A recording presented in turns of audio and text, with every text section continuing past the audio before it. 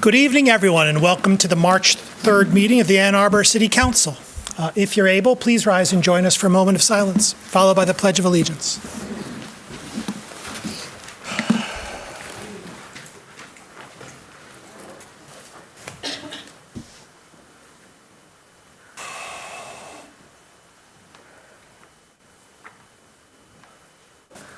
I pledge allegiance to the flag of the United States of America and to the republic for which it stands, one nation, under God, indivisible, with liberty and justice for all.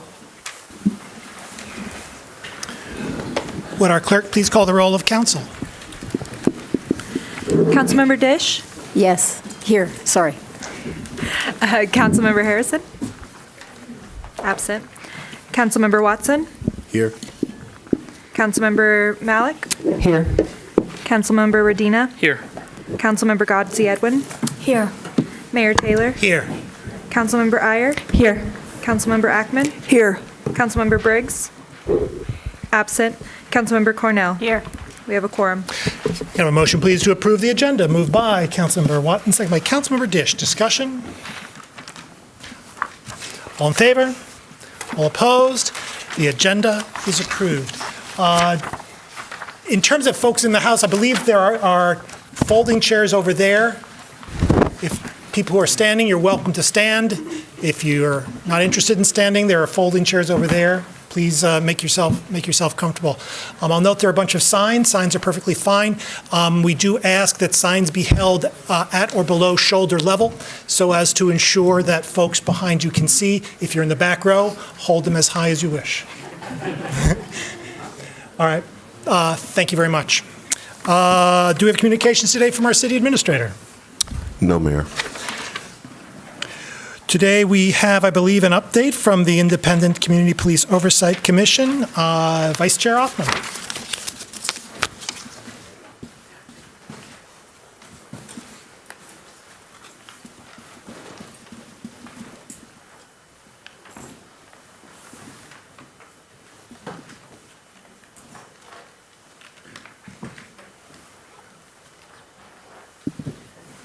Vice Chair Othman, can you please raise your hand in the Zoom? Perfect.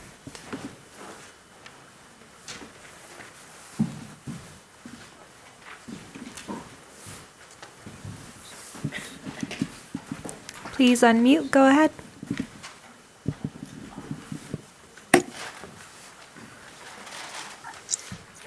Good evening, Mr. Mayor and City Council members. My name is Mohammed Athman. I'm the ECPAC Vice Chair and the Information Manager Subcommittee Chair.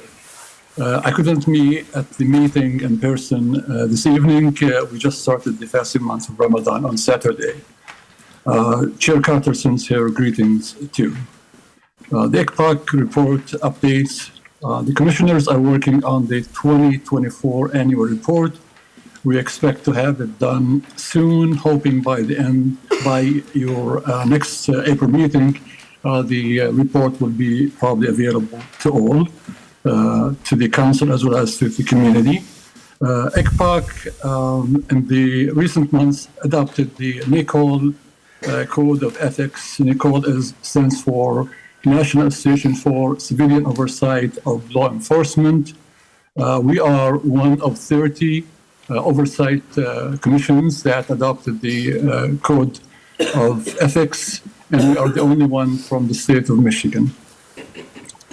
The Outreach Committee subcommittee is working on Social Justice Symposium community event. It's going to be May 22nd, location Millets Creek District Library branch. The event will be named after late Jude Walton, who was murdered nearly 2 years ago. Was one of the original commissioners. The symposium is in recognition of her service to the community and ECPAC. More details will be available and provided in the coming few weeks, and all councils and community are invited to attend this event. Information Managers Subcommittee made updates to the numbering system of the citizens' complaints filed by either ECPAC or AAPD. This will streamline the process and avoid any kind of conflict and numbering of complaints. We are receiving quite a bit from both sides, the APD as well as from ICPOC, and sometimes we have the same numbering but different complaints. Also, we're updating the information manager report format to mirror the completed APD investigative report. Another issue over here is the transparency meetings. Chief Anderson has set up a system by which information managers can meet every other month in the department offices to review unredacted police reports and body-worn camera videos. The first of these transparency meetings was held recently and allowed for an interaction between ICPOC, information managers, and the department. We found it to be very useful and encouraged by its success in the future. We thank Chief Anderson and his leadership team for being receptive to ICPOC request. ICPOC welcomes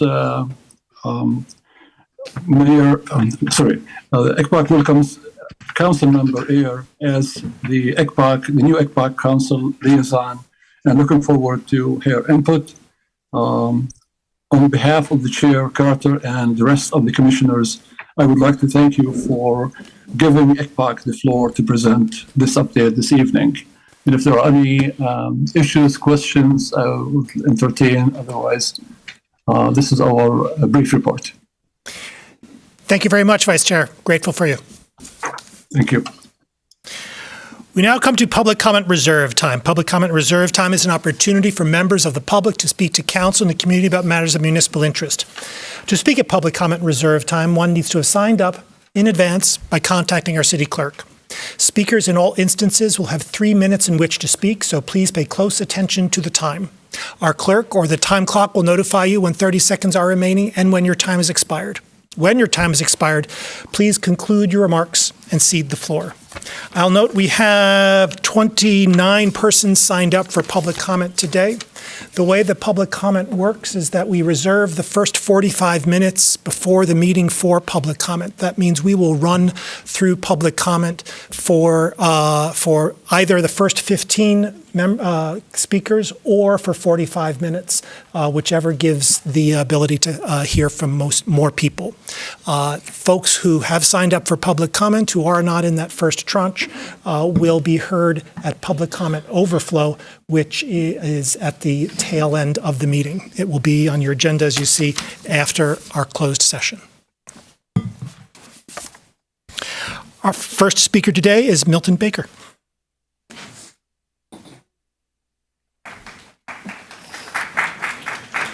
Mayor Taylor and members of council, I really appreciate your giving me the opportunity to speak. My name is Milton Baker, and I live on at 628 Green Road in Ann Arbor. And I want to talk today about my support for the municipalization study. I think it's safe to say that we can all agree that Detroit Edison really hasn't met customer expectations relating to pricing, relating to delivery of service, relating to sustainability. And there's really nothing that we can do as citizens other than municipalization. So a key question going forward is municipalization good for the citizens of Ann Arbor? And another question is, how are we going to know if it's good going forward? And DTE has already done a study, and they've already said it's not good for Ann Arbor. But how are we going to know one way or the other? Now, we do know there are communities in the state that do have municipalization, and it's working very well. So the only way that we're going to be able to make an intelligent judgment about whether or not municipalization is good for the citizens going forward is if we have information from an independent third-party study, which is what you're going to vote on tonight. So I'm going to be very brief and say that I hope that you will help empower us to get the information we need to make intelligent decisions about municipalization, because without this study and without this information, the only thing we're going to be able to do is look at what Detroit Edison has presented, and then there'll be a void of information. So please empower us with this information by voting for it tonight. It's a critical issue going forward to the citizens of Ann Arbor. So thank you very much for your time. Thank you. Our next speaker is Ella Edelstein.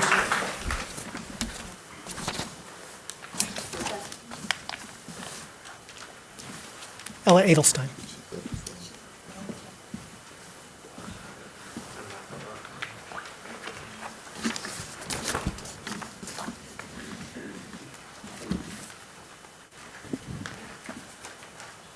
Go ahead. Hello, can you hear me? Yes, we can. Great, sorry about that. Hi, Council. This is Ella Edelstein, Ward 1. My address is 1635 Laird Drive in Ann Arbor. I'm speaking today in support of DC1 and DC2 pertaining to public power and feasibility study. Having spent most of my life as an Ann Arbor resident, I'm painfully familiar with the shortcomings of our current electric provider, DTE. DTE has time and time again shown us and all of its customers that profits and executive bonuses are more important than the well-being of ratepayers. While us ratepayers are plagued by frequent outages which put mental and financial strain on the residents of our city, particularly the most vulnerable. Meanwhile, DTE stalls on transitioning to renewable power generation and buys ads to brag about their sustainability initiatives. Honestly, we're being failed, and we can do better. It's important to think about the long term here, too. 20 to 50 years down the line, these problems are not just going to have magically disappeared, and loss of regulation at the federal level is only going to make this worse. So really, there is no better time than now to take meaningful action on climate change and against corporate power. Let's remember that DTE is no different than any of the other corporations that have gotten us into this climate disaster. Now they're employing the same narratives, saying that public power is too expensive and now is not the right time, while they continue to extract money from our community. They're certainly not coming to save us, and frankly, nobody is. There is no time to delay. Putting money towards this feasibility study right now is one step towards the future where all Ann Arbor has resilient, renewable power, and where rates go back into our communities instead of going into shareholder pockets. So, City Council, you have the opportunity to take action today to improve the lives of your constituents by getting behind public power. I ask that you vote in favor of these two measures, DC1 and DC2, tonight. Thank you so much for your time. Thank you. Our next speaker is Jean Leverich.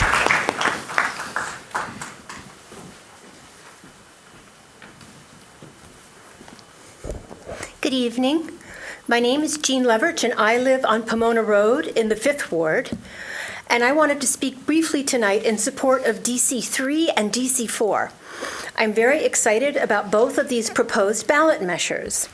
After 7 years, the original Prop A proponents have failed to fulfill their promises about private funding for a park on the site, and it's more than reasonable to take this question back to the voters. Partnering with the library will achieve many of the goals set out in the original proposal with a partner that has a long and successful track record of building and managing beautiful and functional public spaces. I have seen claims posted on social media that DC3 and DC4 are overriding the will of the people. And this is quite confusing to me because bringing these ballot measures to a vote is the definition of respecting the will of the people. And both the City Council and the Ann Arbor District Library Board were elected by the people, and now our elected officials are asking the public to make a decision through this vote. As written, the language of the 2018 City Charter Amendment was deeply flawed. Asking the people to vote on these new amendments under the aegis of the Ann Arbor District Library and the City Council will ensure that voters are informed properly on the details of what they are voting for. The social media commentators who say otherwise do not represent anyone but themselves, and their motives are much less clear than those of the public bodies who are publicly doing their jobs in public. Before I go, I'm trying to keep real brief because I know there's a lot of people who have a lot to say, but I want to give a quick nod to CA5 and discourage the city from backpedaling on the very important goal of safer streets for everyone. I want to encourage City Council to provide both instruction and support for city staff who are often in the position of educating the public about best practices for Vision Zero. Thank you very much for your time. Thank you. Our next speaker is Thomas Weeder. Good evening. 6 years ago, I appeared here at this very spot to challenge City Council's adoption of a caption to go on the proposed charter amendment reserving the library lot for park and open space. I argued that the city caption, which council put on the ballot, was misleadingly described the proposal with a deliberate attempt to defeat it. I represented the citizens group which put the proposal on the ballot. The case found its way to the Michigan Supreme Court of Appeals, which took less than 48 hours to grant our appeal and ordered the removal of the invalid caption. Here we are again, and the same thing is happening. Do we have to go through this again? This time, the proposal is coming from the City Council, and once again, it is proposing to put an illegal caption and mislead the public. Specifically, the proposed caption says that the charter would be amended to allowing the City Council to sell its interest in the library lot to, and only to, the Ann Arbor District Library. Quote, for the purpose of building a mixed-use development that includes additional library services, housing, and programmable open public space. This language does not appear in the amendment itself. And it will not appear in the charter.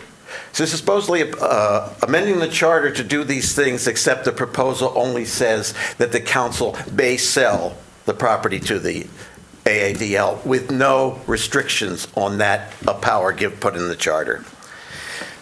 Why should the AADL be given an exclusive opportunity to purchase the city property rather than the city giving up the use of the property to a variety of, or offer the use of the property to a variety of proposals for different parties? Why is this being done? I think the answer is pretty clear. I think the council fears that if they just went for a straight repealer of the 2018 amendment, that wouldn't fly. So instead what we do is we say, well, we're going to take that away, but we're going to do this wonderful thing with the Ann Arbor District Library, except that wonderful thing doesn't exist. And we don't really know what it's going to be. And it's so many steps away from being a reality. And of course, we have council members and the city administrator saying, well, we're not really going to say what it's going to be until after the election. I think that's backwards. I think the public should know what it's going to look like before they vote on this. Thank you. Thank you. Our next speaker is Eric Zecher.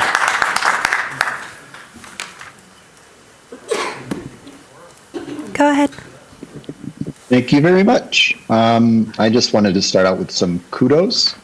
I really appreciate the city working with the best damn library in the world, the planet actually, planning for the future of the downtown branch.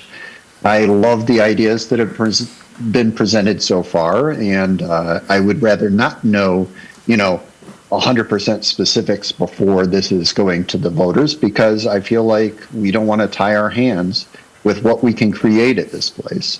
I trust the library. They're well known to be the best public body, in the city. And they can pull off things even with the highest of expectations. So I think this is a great move for our city. But my other main comments are mostly about CA5. That's the contract that encompasses smaller utility projects, including that Harding and Wallingford intersection that's been pretty controversial recently. I would urge you to stick to the safety plan and narrow the intersection despite the resident concerns. In my view, it's an equity issue. I think this is a really small intersection, but it's much too wide for safety, and staff has proposed a good plan for narrowing it. It just happens to be located in an area with very wealthy neighbors, and I can imagine a similar intersection being redesigned on the southeast side of town, perhaps. And I don't think we would be having the same hyperbolic discussion that we're having with the neighbors here. Our public infrastructure, regardless of means, is there for the public. It's there for everyone. It's public infrastructure, not private. So when it's the right thing to do for safety, for everybody involved to narrow it, we should do it, regardless of who lives nearby. This really should be a low-stress route for bicyclists and for pedestrians, but it's not the way it's designed right now. I use it quite frequently on my bike to get from my neighborhood to some friends that live over by York. And I personally have had close calls here from drivers who treat this as a sweeping corner rather than an intersection. So redesigning it to slow down speeds will benefit me, but it will also benefit any other person that happens to use the intersection. So I think we should stick with what we know is best, regardless of what some wealthy people want in their own backyards, and narrow the intersection. 30 seconds. Thank you very much. Thank you. Our next speaker is Mike Noack. Hi. I'm anxious, so I might talk fast. So my name is Mike Noack. I live in the 4th Ward, and I support the mayor's proposal to fund the Phase 2 feasibility study to determine the costs of buying DTE's infrastructure in Ann Arbor to see if we can run our own municipal utility. I understand that the study is expensive and that we live in uncertain times. But remember, the cost of this study is about 0.3% of the total city budget of $565 million, and our city administrator has stated he's working to cover the cost of the study by selling rights to build on top of one of our existing city buildings. Imagine the future we can have if we make this investment and determine that the cost can be covered by a revenue bond paid for by people buying the power from us instead of DTE. I see 4 possibilities. First, we'll be more resilient as a city, able to repair storm damage more quickly with our own local trucks and staff. We can also make our own decisions on how to make the grid stronger. Second, we can reach our climate goals more quickly by buying power from renewable sources on the regional grid, like wind farms in the Thumb area. I love the sustainable energy utility, and I want the excess power that my rooftop solar panels make to go to my neighbors instead of to DTE profits. But we know from the first study that we can only make about 10% of our power with residential rooftop solar. Third, we will promote economic justice by offering special rates to low-income families and refraining from disconnecting service if they fall behind. In 2023, the Energy and Policy Institute reported that DTE Energy stands out as one of the nation's worst utilities for disconnecting power to customers. Fourth and finally, Ann Arbor will be a leader in public power. When we own our own power system, we will be a model for the rest of the state and open a pathway for other cities like Ypsilanti or Dexter or even Grand Rapids or Detroit to move forward and experience these possibilities too. But the only way to get to these benefits is to start, and the Phase 2 study is the next step. Thank you. Thank you. Our next speaker is Daniel Schlossberg.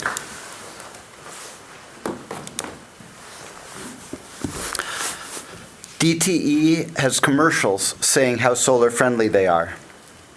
They are not, and are increasingly less solar friendly. When my dad installed solar, he got net metering. When I installed solar a little later, I got substantially less for the solar sold than I paid when I bought energy. If I produce 200 kilowatts from my solar panels and I use 200 kilowatts in the same day, I still have to pay DTE.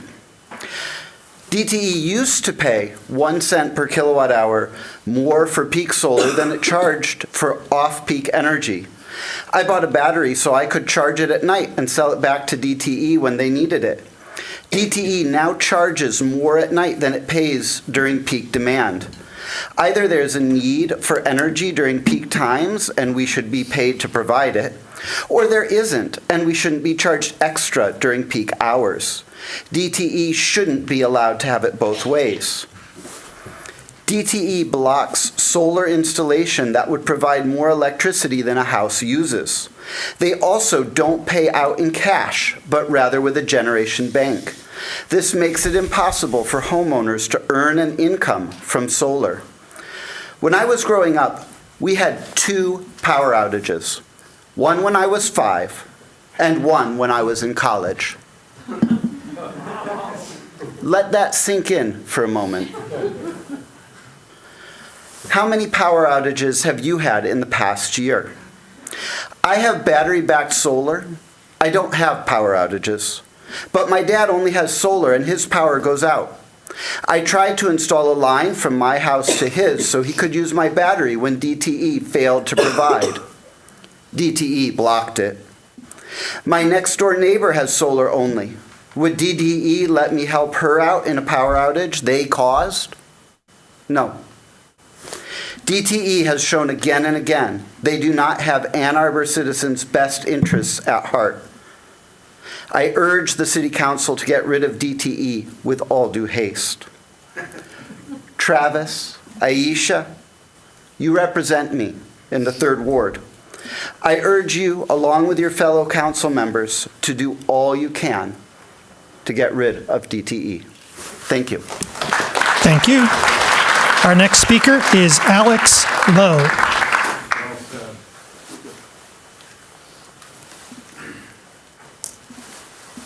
Good Alex, evening. go away. There you go. I'd like to talk to you on several topics tonight. To begin, on C1 about non-conforming structures. I think this is a great start, but we need more. Our planning code is still actively hostile to people trying to make better use of their homes on lots that only became non-conforming because the city changed the zoning rules to make them so. The biggest offender here is our unnecessary setback rules, which make the maximum allowable size of buildings in some lots in our city literally smaller than a person can stand in, let alone actually living in. Next, I want to say thank you for DC2. I'm hopeful that a well-thought-out, carefully planned independence from DTE is viable. After all, over 60% of DTE's energy comes from fossil fuels. But it needs to be both of those, both well-thought-out and carefully planned, or it will be destructive to the city. Third, I want to thank you for responding so quickly to the library and proposing DC3. It will be a wonderful stimulus to the love economy to see something other than a parking lot cosplaying as a park there. Likewise for DC4. Proposal A kind of reminds me of Brexit. It was a close vote. Many of those in favor later regretted their vote, but understandably voted the way that they did due to strong misinformation campaigns. At least Ann Arbor, unlike the UK, has an opportunity to reconsider. Finally, I want to raise a question about the Transportation Commission, timely thanks to their annual report to Council. Given that the member representing AAPS attended 0 Commission meetings in 2024, should Council not request that they step down and for AAPS to send someone who will actually attend the meetings? Thank you. Thank you. Our next speaker is Isha Khan.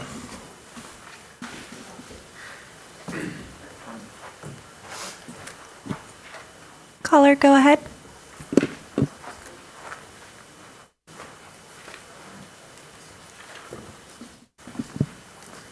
Please unmute.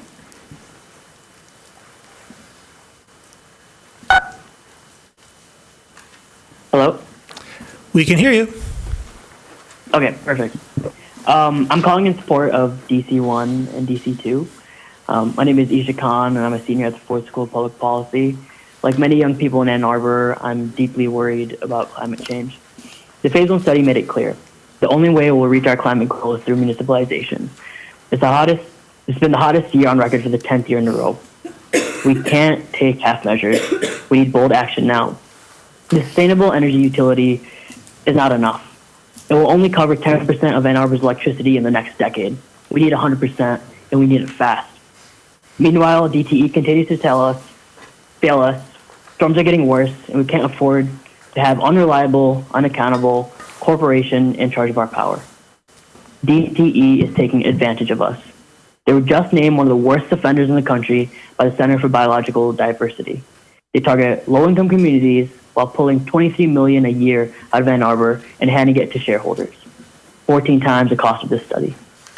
If we paid Chelsea rates, we'd save $66 million a year. That's $814 million lost over 25 years, and it's only getting worse.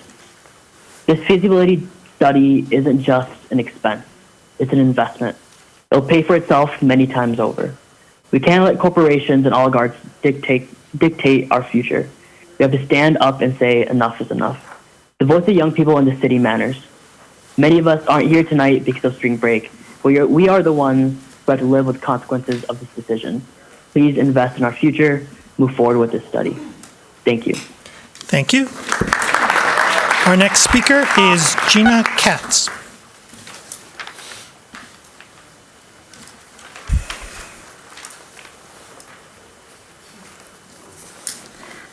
Hi, my name is Gina Katz, and I live with my family in our 100-year-old home on the curve of Wallingford. The narrowing of the Wallingford-Harding intersection is opposed by 171 residents and 111 households, including every home on Wallingford. There's strong opposition around this project because of the lack of community engagement. When R23-330 was first being discussed, Council and Transportation Commission agreed a collaborative model of engagement was key, and the intention was for city officials to collaborate with residents.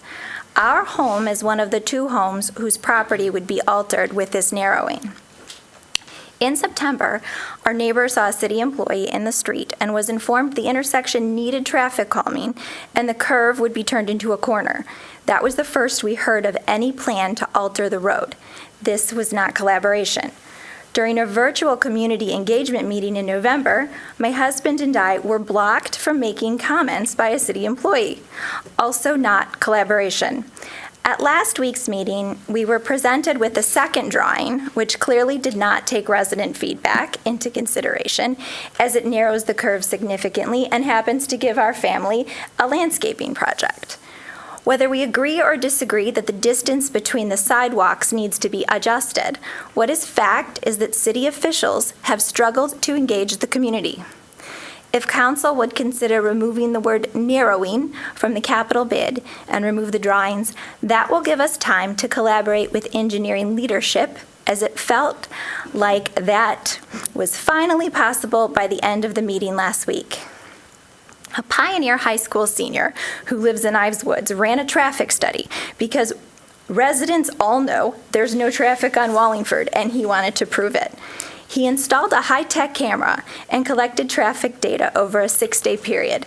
The average number of cars that drove down Wallingford each day during the 6-day period was 274 cars, and the 85th percentile for speed was 15 miles per hour. This data indicates Wallingford is not highly traveled and speeding is not an issue. The current drawings ignore that 171 residents, who are mainly the people who will supposedly benefit from the change, oppose it. While we would prefer the street be put back the way it was found, if the city is going to insist that we do something, this community expects to be engaged. Thank you. Our next speaker is Maruri Guntupalli.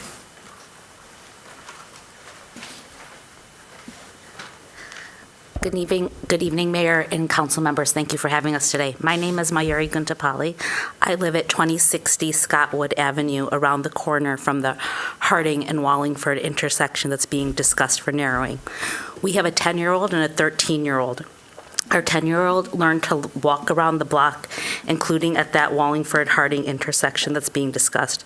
Both of our kids learned to ride their bikes around the neighborhood, and they regularly walk to and from Burns Park and ride their bikes with friends. We have never had any concerns about our children or their friends walking through the Wallingford-Harding intersection. However, there are many other areas of the neighborhood where we do have concerns related to pedestrian and car traffic. We believe that these areas pose a more significant safety concern.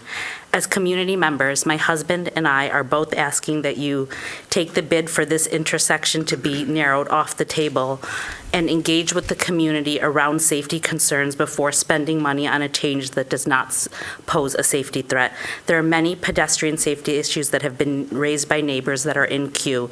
We are especially worried about pedestrian safety on Furdon and Olivia. I ask that you help prioritize the true pedestrian safety concerns of our neighborhood to keep it safe for our kids and other pedestrians before authorizing any changes to the Wallingford-Harding intersection. I look forward to more collaborative conversations with you. Thank you. Thank you. Our next speaker is Ryan Brace.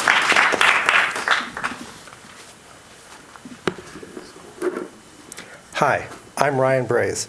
I live in the Burns Park neighborhood in the 3rd Ward.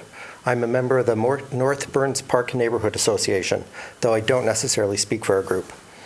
I notice in public commentary, folks often say how long they've lived in Ann Arbor, and for me that's only a decade, but I expect to get another 40. Unless I'm killed on my bike, but that's not what I'm talking about today.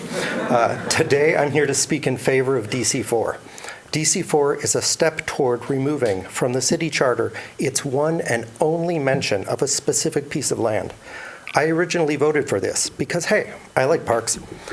In all 83 pages of the city charter, no other specific plot and its use is detailed. The charter doesn't even require that we have a city hall, and certainly doesn't specify bounding streets. Section 1.4 of the charter robs future generations of a flexibility in a document whose lifetime is measured in centuries. Setting aside that there is neither funding nor intent to actually make that a park, putting the center of the city into the charter was a mistake. It's a mistake I voted for and one I hope to vote to remove. Thank you. Thank you. Our next speaker is Victoria Langland.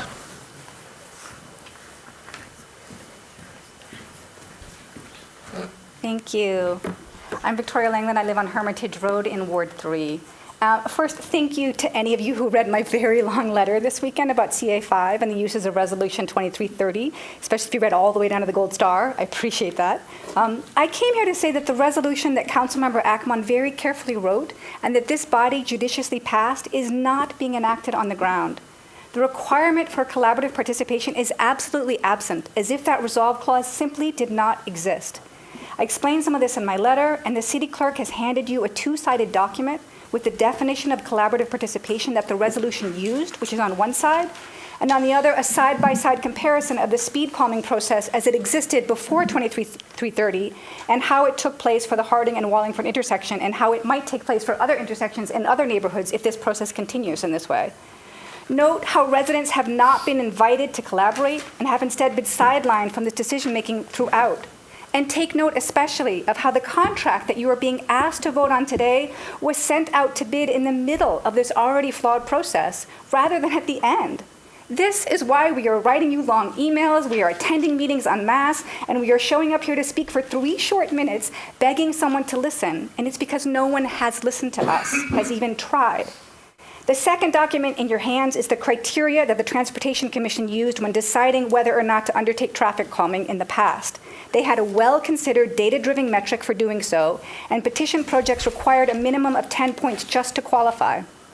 On one side, you can see an actual project from 2019 that qualified as it scored 35 points. And on the other side shows you what our intersection would have scored if this metric had been used. We would have earned 2 points and never even been considered. This speaks to some of our concerns and also suggests what this failure of process is leading to, that this was not the resolution's goal. Now, I did not come here to blame anyone or try to point figures or figure out where it fell between the cracks. I came here to inform you of what is happening on the ground and to ask you to use your oversight authority to address this. Please direct the city administrator's office to follow the resolution as it was intended and written, beginning with our intersection, but extending to every other neighborhood. This is an equity issue as well. No one neighborhood will be listened to in this way. So finally, let me say a word about our collective opposition, which a resident from another neighborhood recently maligned at the Transportation Commission as being from just a vocal minority who just don't want to see change on their street. He's just a fellow citizen, and so he shouldn't be expected to know the truth, but you need to know. We are a near unanimous majority of residents in our neighborhood. We have multiple reasons for wanting to see something else happen at this intersection. And we are also eager to engage in actual collaboration to make this possible. So please don't approve of the contract as it is, as the designs included there did not come out of collaboration and they're deeply flawed. Please, we are very pro-collaboration and we are very pro-dialogue. Thank you. Thank you. Our next speaker is Daniel Rubenstein.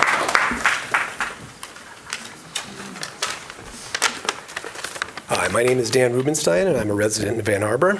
I'm glad I have 3 minutes. I thought I would only have 2, so I can set this up a little bit better. There have been a lot of statements about the library lot. I think we can all agree that the library lot has been a failure, but I think it's important to understand exactly why it's been a failure. So here is some factual content. The city has undermined Prop A in the following ways. It refused to invest any public money. It refused to remove cars from the surface lot, despite a unanimous recommendation from the Council of the Commons. It produced a memo on why food trucks couldn't be used there that was riddled with factual errors. It failed to rezone this park as public land, keeping it D1, and most importantly, it refused to treat it as a park by omitting it from our pros plan, keeping it out of the Parks Department. And it refused to sign a fundraising agreement with a community nonprofit, something also recommended by the Council of the Commons, despite insisting funding had to come from outside the city budget. These latter two, having a park in the pros plan and having a formal written agreement, are necessary for the success of any public-private parks partnership. And upon request, I'm happy to provide any council member citations from the National Parks and Recreation Association, the Michigan Department of Natural Resources, and the Urban Institute. In the wake of this history, I come to you today to ask you to please take a few simple steps to heal our community as we move forward. Make sure that the open public space is as big, green, well-appointed with amenities, and open to public use as was ever discussed surrounding the library lot. Number 2, make sure any plan includes connectivity throughout the entire center of the city. Number 3, spell out what Prop A said so voters know what they are repealing. And I guess I would echo Tom Weider's comments as well, something I didn't even catch. Make sure the ballot caption is accurate, as it wasn't last time. Move the ballot proposal to November. Number 4, this is very important. Live up to the values of diversity, equity, inclusion that we champion, regardless of whether or not people can vote in August. Turnout is always a fraction of what it is in November. That is a fact. Democrats have fought to expand practices like absentee and early voting to ensure as many voters as possible can have their voices heard, to obtain electoral outcomes that reflect the full diversity of our communities, which very much includes students who spend years at a time here, as well as the many Ann Arborites who are out of town in August. To be equitable to everyone, those who are comfortable with absentee voting and those who are not.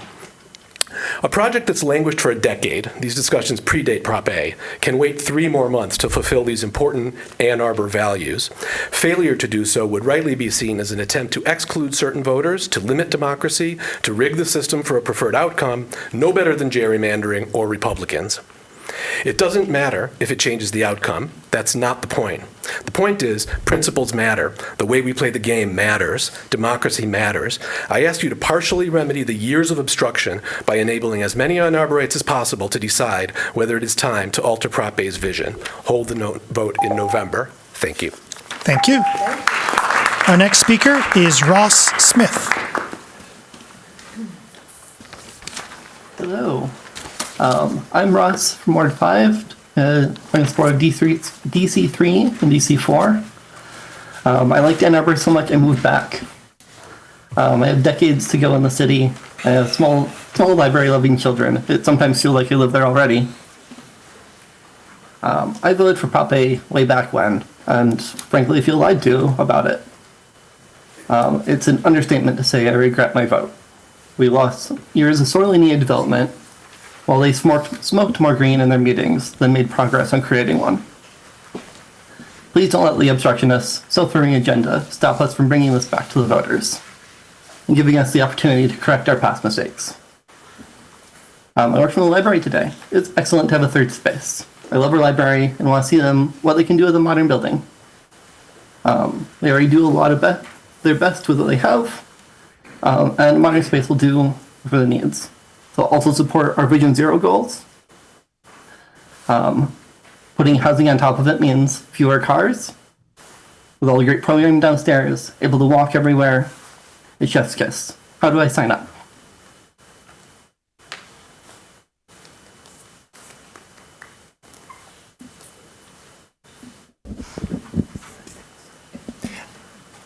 Thank you very much. Our next speaker is Brian Chambers. Good evening, Council. I'm Brian Chambers at 2815 Ember Way in the 3rd Ward. Just a quick statement on DC 1 and 2. I'm in favor of them. I encourage you to pass them. We have 37 solar panels on our roof. We've got a EV. We've got HVAC, air source heat pumps. But, you know, I don't always say this, but I really want to make it as an equity statement. My income has my family at the top 5 percentile. Nobody else across Ann Arbor on a general basis can afford these types of investments. The SEU is not a municipal utility. It won't cover all of Ann Arbor. So from an equity standpoint, we need to municipalize, please. On DC 3 and 4, which I'm here to speak about, the project is a transformative opportunity to solidify Ann Arbor's place in the knowledge economy, to shape our downtown into a hub of innovation, inclusion, and economic vitality. I commend the city and the Ann Arbor District Library for advancing these resolutions. Mayor Taylor captured it best. Yes, we can have a state-of-the-art library, vibrant public space, income-mixed housing, small business incubators, and dynamic gathering spaces, all without raising taxes. Libraries have always been at the heart of Ann Arbor's identity, from the Carnegie Library at the turn of the last century to today's University of Michigan School of Information. Our city has long recognized that knowledge fuels progress. The foundation of our economy has been built on literacy, education, and access, core principles that have guided libraries since Benjamin Franklin's first lending libraries. A literate and informed public is essential to democracy and economic growth. Libraries are a fundamental of community welfare and equity. They serve as a catalyst for innovation and entrepreneurship, and they provide individuals a path to social and economic empowerment. Our history of knowledge leadership continues today. Ann Arbor was a tech hub before the term even existed. Larry Page, co-founder of Google, developed search technology while at U of M, working on the International Journal Storage Project, an innovation rooted in library search-based research. The internet itself was pioneered here through the federally funded U of M consortium. Libraries are not just about books, they are engines of economic development. But this project is not just about the library, it's about housing, transit, and a thriving downtown. With 2 regional transit centers, Blake and Amtrak, this site is a natural location for high-density, mixed-income housing. Our comprehensive plan calls for significantly more housing, especially in walkable, transit-oriented areas. We need at least 7,000 more housing units downtown, or roughly 100 additional units per block within a half-mile radius of our transit centers. The AEDL project helps create that density. Encouraging a goal of a 15-minute neighborhood. Walkable mixed-use neighborhoods are proven to boost economic vitality and innovation, enhance local business success, reduce per-person carbon emissions, and improve quality of life and social cohesion. Please pass those resolutions. Thank you. Thank you. Our next speaker is Meredith Kahn. Hello, my name is Meredith Kahn. I live in the 5th Ward. And in my day job, I am a librarian at a large public research university. In my life outside of work, I am an enthusiastic patron of the Ann Arbor District Library. Before I continue, I want to note that my remarks this evening do not reflect the views of my employer, and I make them in my capacity as a resident of the city of Ann Arbor. I am calling tonight to voice my unqualified support for agenda items DC 3 and DC 4. We have a housing shortage here in Ann Arbor. We also have an award-winning library that desperately needs a new downtown branch. And we have an underutilized parcel of city-owned land that could support a building that will allow us to address all of those problems. DC 3 and DC 4 represent a sound plan for bringing more housing and essential services to the core of downtown, close to jobs, transit, and amenities. I hope you will vote in favor of DC 3 and DC 4 tonight. Thank you. Thank you. Our next speaker is Louis Vasquez. Greetings, Mayor and Ann Arbor City Council. Luis Vasquez from the 1st Ward. I live in Upper Lower Town. I'm a 40-plus year resident of Ann Arbor, and I'm here to speak on DC 3 and DC 4 and express my solid support for these resolutions. DC 3 and 4 move Ann Arbor in the right direction. The Ann Arbor District Library has demonstrated that they are able to propose and complete projects that are of benefit to all of Ann Arbor. Let's give them this golden opportunity and move forward. If I were a member of the Library Green Conservancy, I would be trying to find out what's going to happen to the lot on the corner of Fifth and William in case the library decides to put, their whole structure, the library, into a new structure on the library lot.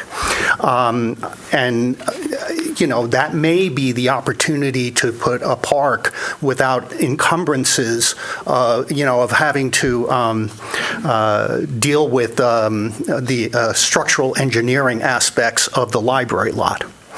On DC1 and DC2, I'm speaking, not as a fan of DTE, and as a homeowner who has also put solar panels on my roof. But what we're seeing, I think we have yet to see the impacts of President Putin, President Musk, or actually President Trump, the cuts they're making, and which are about to be felt in Ann Arbor and at the University of Michigan. So I'm kind of dubious. I think now may not be the best time to devote $1.7 million to a study to evaluate DTE's grid assets, which we know will cost in the excess of $1 billion or more, or to devote city staff time towards anticipated litigation. Using Boulder, Colorado as an example, they spent 10 years and many millions of dollars, and the lawyers for the utility won that. I would much rather see that money and staff time put towards the sustainable energy utility, which Ann Arbor voters overwhelmingly supported in 2024 by offering more subsidies to Ann Arbor homeowners to place solar panels and wind turbines on their properties. Thank you for your time. Thank you. Our next speaker is Rachel Pooley. Hi, I'm Rachel Pooley. I live at 1336 Kensington. First, in response to that comment just made, the whole point of the study is to find out how much it would cost. So to have this foregone conclusion that it's going to be $1 billion is something that we need to avoid. And in the first study, we came out with the idea that it was going to cost between $281 and $1.1 billion. Well, that's not anything upon which you can make a decision. That's why we need more information. And obviously, I'm in support of DC 1 and 2, and I would like to say that, you only hear from the people who can be here. So we're not counting all of the other people who can't speak. So in terms of the people who can't speak, you have the city that voted for the climate bill 71% in 2022. You had 79% of the city vote for the SEU. So I think you have residents who are very interested in energy alternatives. So I do believe that you can look at that as a mandate. And I do want to tell you a quick story. I know we all agree about how DTE is awful. It's when we have a city aligned with Dana Nessel to sue DTE, we know where you stand. But in terms of the equity issues, in my neighborhood, there is a 94-year-old woman with mild dementia who lives alone, who has profound hearing loss. When the power goes out, her batteries can't charge for her hearing aid. She can't communicate on the phone. Even if she can call people, she cannot hear what they're saying. If you want people to be able to age in place, if you want to help people with disabilities, these are other parts of the equity picture that I want you to think about. Thank you. Thank you.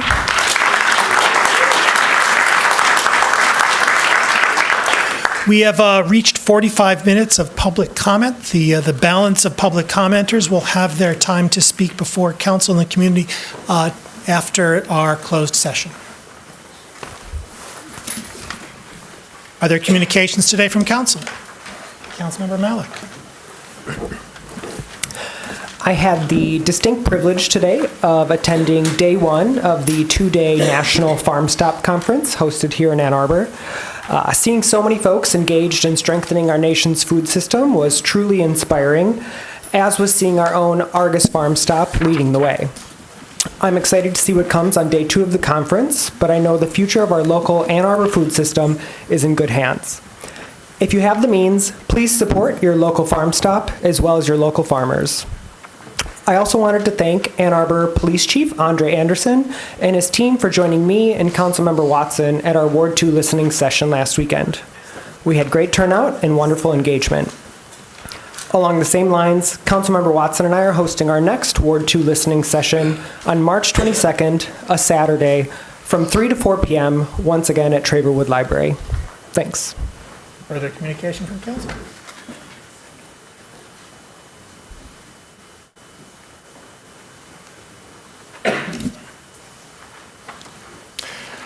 I'd like to request confirmation of the following appointments that were presented to City Council on February 18, 2025 to the Board of Review. Alice Owings, moved by Councilmember Cornell, second by Councilmember Ackman. Discussion?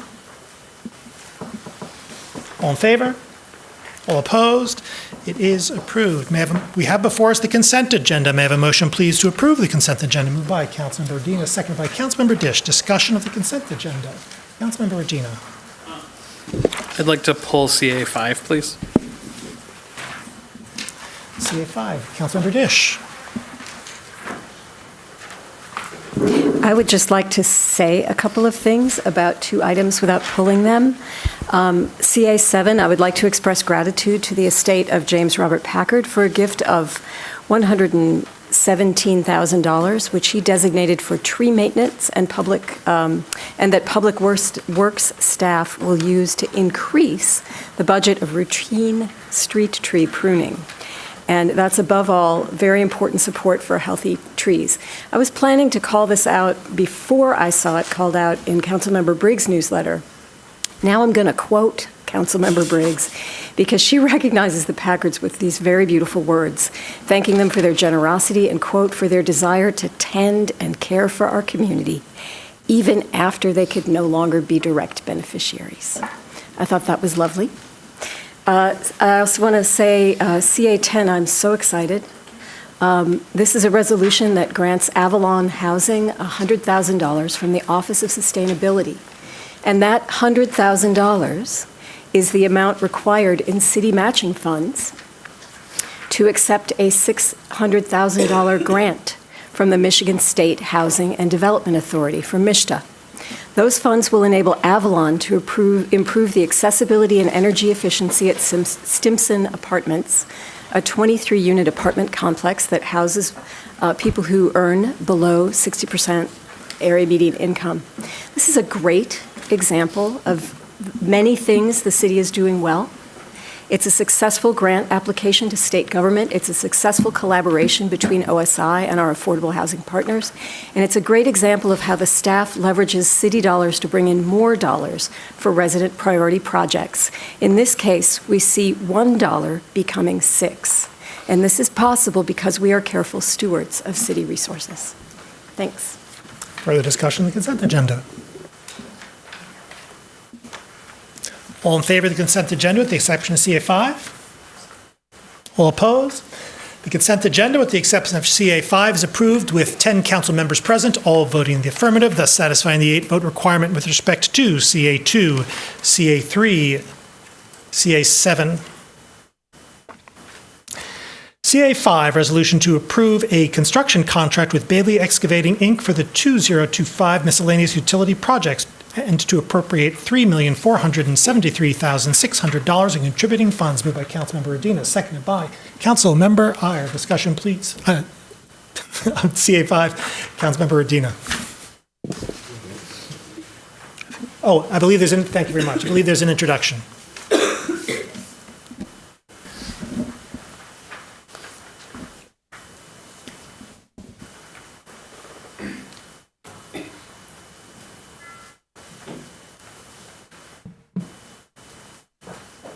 Hello, can you hear me?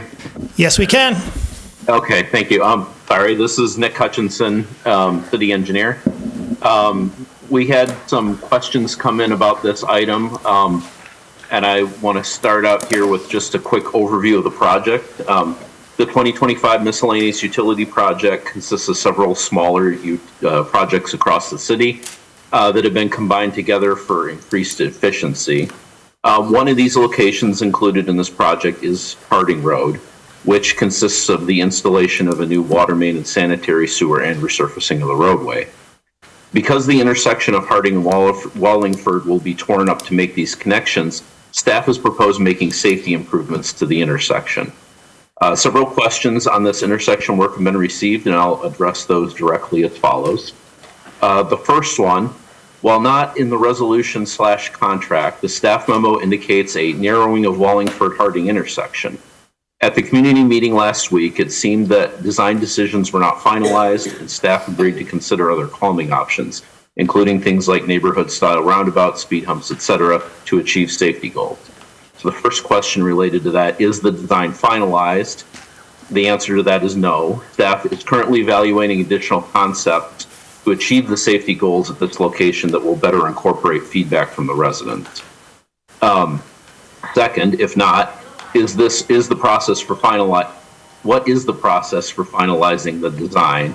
And the answer to that is once the additional concepts that we are looking at are analyzed, any of the suitable alternatives that come out of that will be shared with the public for additional round of feedback before the final design is selected.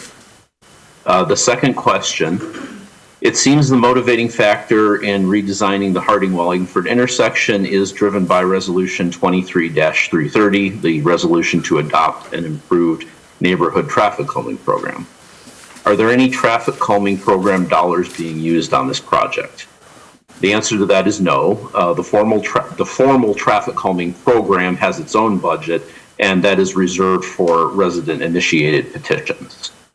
The second question, will any other existing traffic calming requests be delayed because of this project? The answer to that is no. Again, the formal program has its own budget. And then third, many of the criteria for the evaluation of traffic calming do not seem to exist at this intersection. For example, crashes, record of speeding, resident complaints, etc., while other nearby streets and intersections seem to have significantly more concerns. What are the factors that led staff to the conclusion that a reconfiguration was necessary at the Wallingford-Harding intersection? In answer to that, staff evaluated this intersection for safety improvements solely because of the utility project on Harding that will need to remove pavement in the intersection anyway. It was not selected for improvements by comparing it to any other intersections in the area and is not competing with other places. It is solely because of the fact that we were there with another project. The primary reasons the staff felt changes were needed here were a lack of ADA compliance, the unusually long distance required for pedestrians to cross Harding, the large radius curves that do not encourage traffic to slow down when turning, and the fact that the intersection is walking distance from both Tappan Middle School and Burns Park Elementary. The final question here is that R23-330 calls for a collaborative model of public engagement for traffic calming. How does staff evaluate if the standard for a collaborative model has been met? Well, first of all, the resolution itself does not actually define the term collaborative model, which makes it a little bit subjective. However, given that staff has implemented an iterative process of presenting ideas to the public and obtaining feedback, we believe that the process meets the intent of the resolution. That is the end of my introduction, and I will be here for any further questions. Thank you. Further discussion? Councilmember Adina. Thank you, Mayor. I'll start by saying that I am fully supportive of the underlying utility project that is actually the item on the agenda, and I have no intention of trying to delay or jeopardize that important work that needs to happen tonight. But rather, as the introductory questions hinted, I wanted to speak a little bit about a smaller portion of the contract tonight, which is the intersection of the Wallingford and Harding roads, which will be torn up as part of this project and is being slated for redesign. To start that, if the clerk could please circulate a proposed amendment that I have submitted.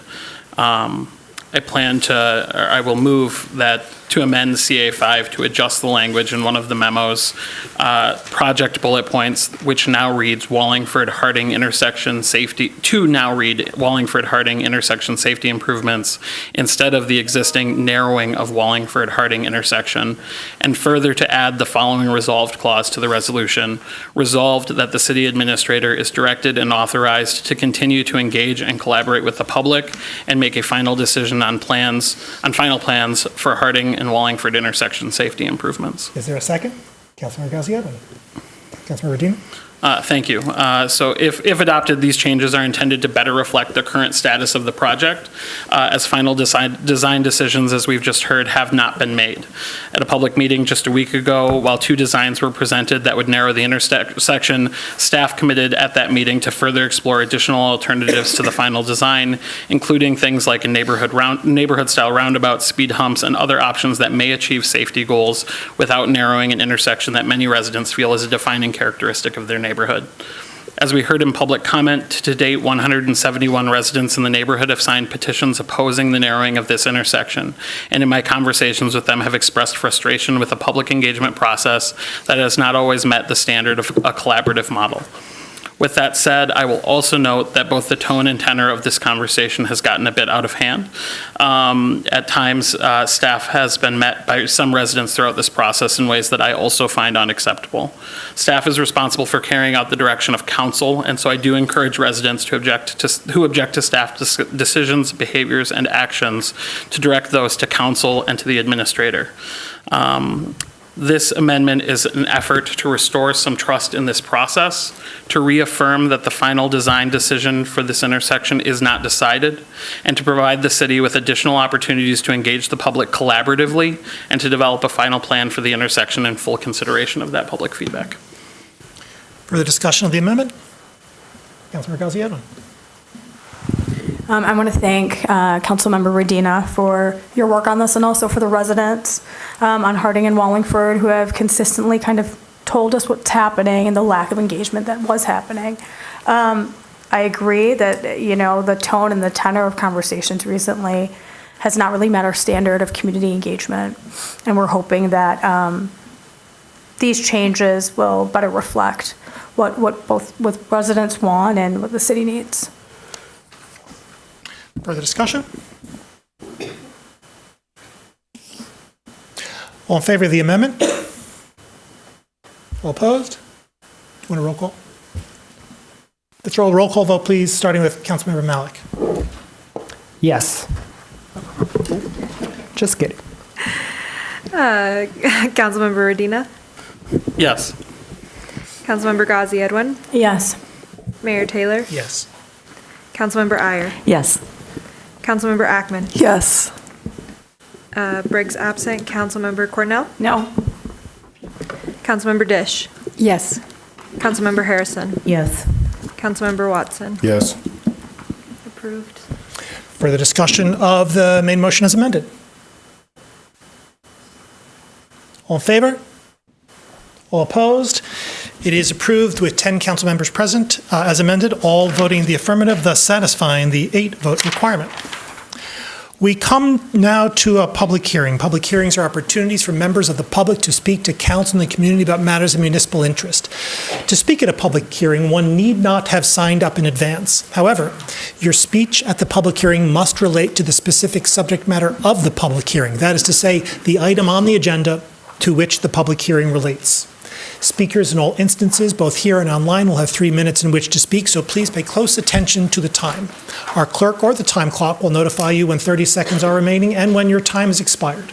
When your time is expired, please conclude your remarks and cede the floor.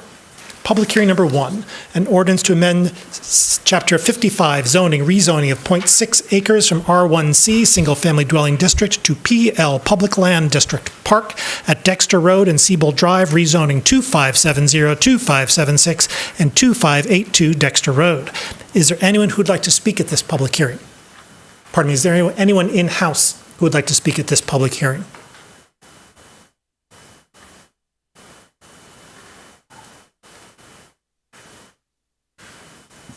Is there anyone online who would like to speak at this public hearing?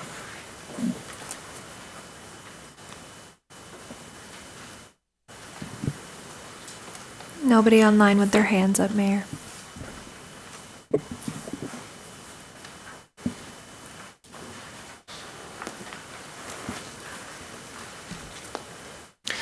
Seeing no one, this public hearing is closed. We have before us the minutes of the work session of February 10 and the regular session minutes of February 18, 2025. May I have a motion, please, to approve these minutes? Moved by Councilmember Watson, seconded by Councilmember Dish. Discussion, please, of the minutes. All in favor? All opposed?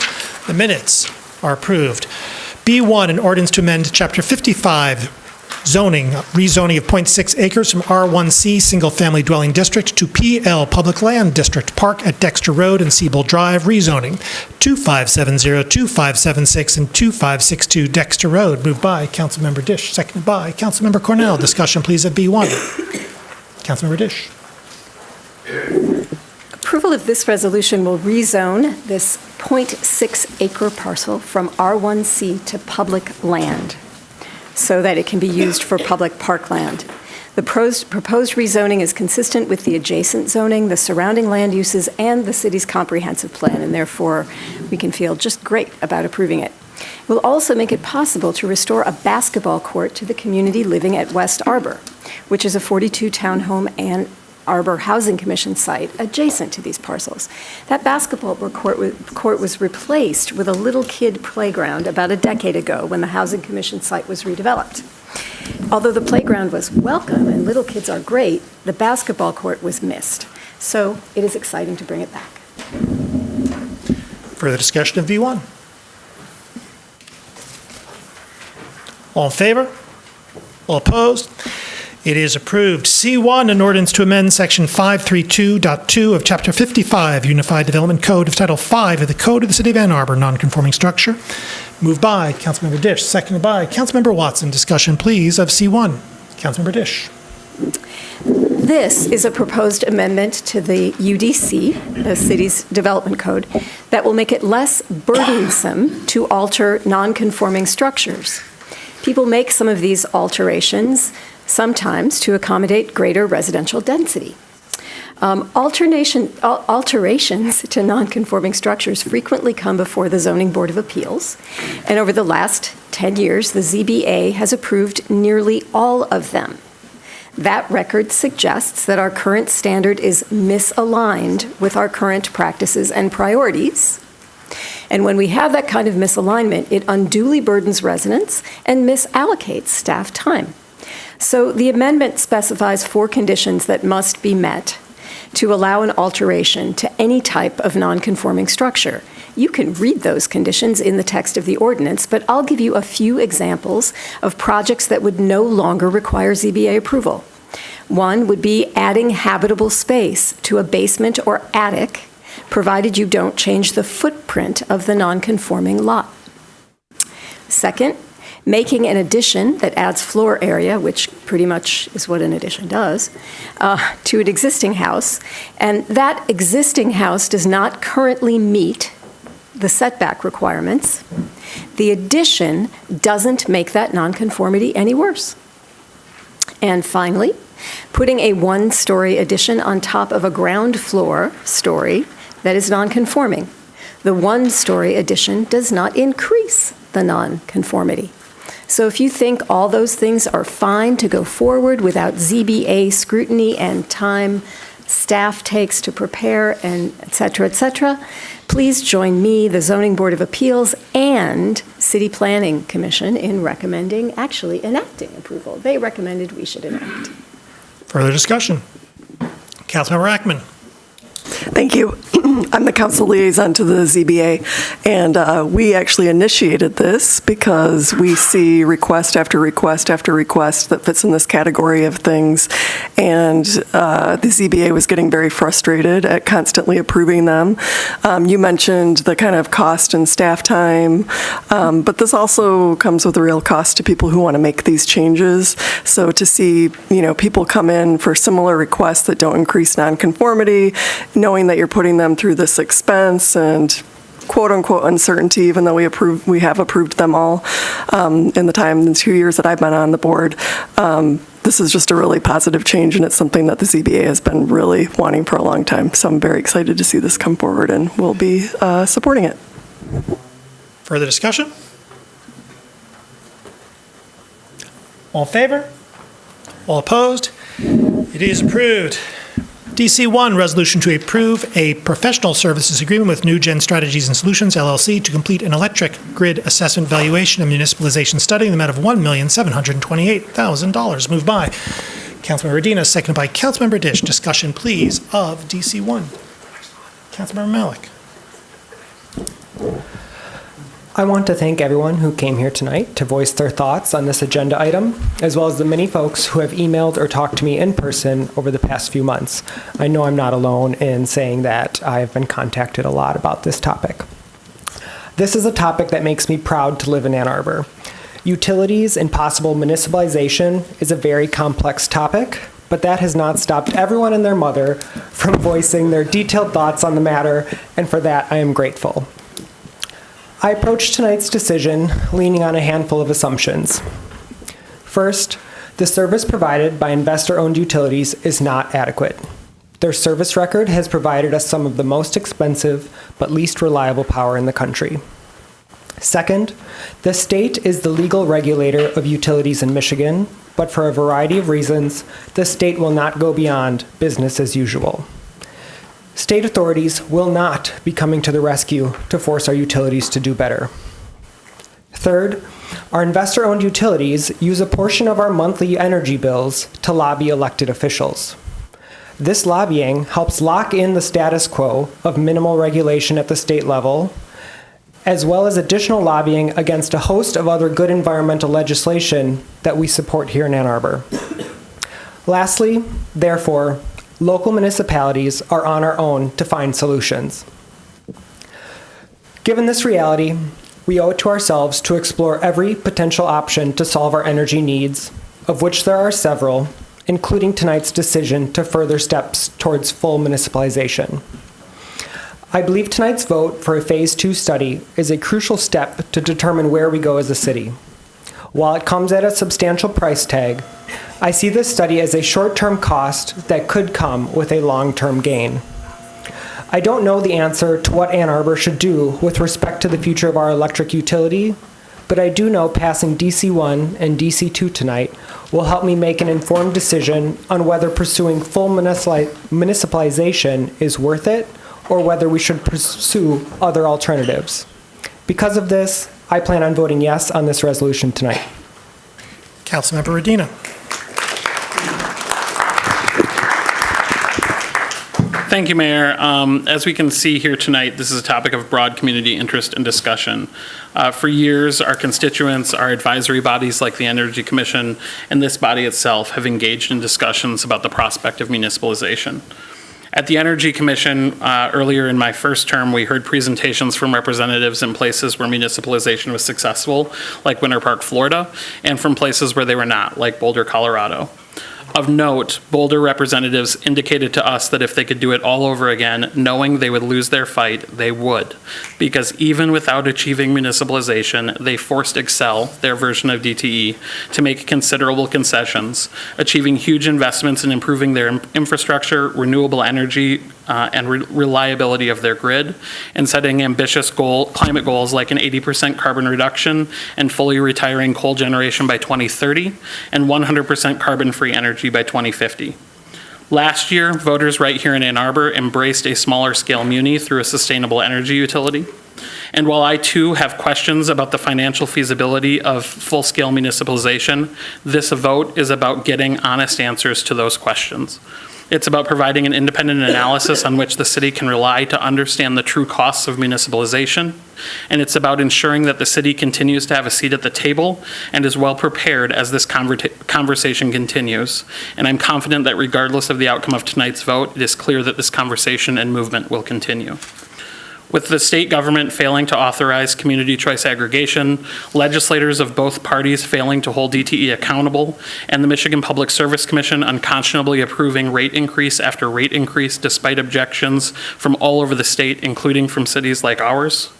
And exactly because the federal government is increasingly hostile to the science and reality of climate change, with the goal of community-wide carbon neutrality quickly approaching in 2030 and the reality of any other alternative to achieving it quickly fading, and finally knowing that DTE is not going to suddenly shift their corporate goals to reflect the sustainability goals of our community, I believe that we as a city should continue moving this conversation forward. I will be voting yes. Councilmember Ackman. Thank you. So we all know why we're here tonight. We're here because DTE has failed Ann Arbor's residents. We've all watched our neighbors respond to repeated failures, people forced to buy generators, install solar with battery backups if they can afford it, or otherwise suffer through power outages that cost them hundreds of dollars in lost food and expensive hotel stays just to stay warm. This is unacceptable. And as for DTE's study, I threw it right in the trash. They're not a reliable source.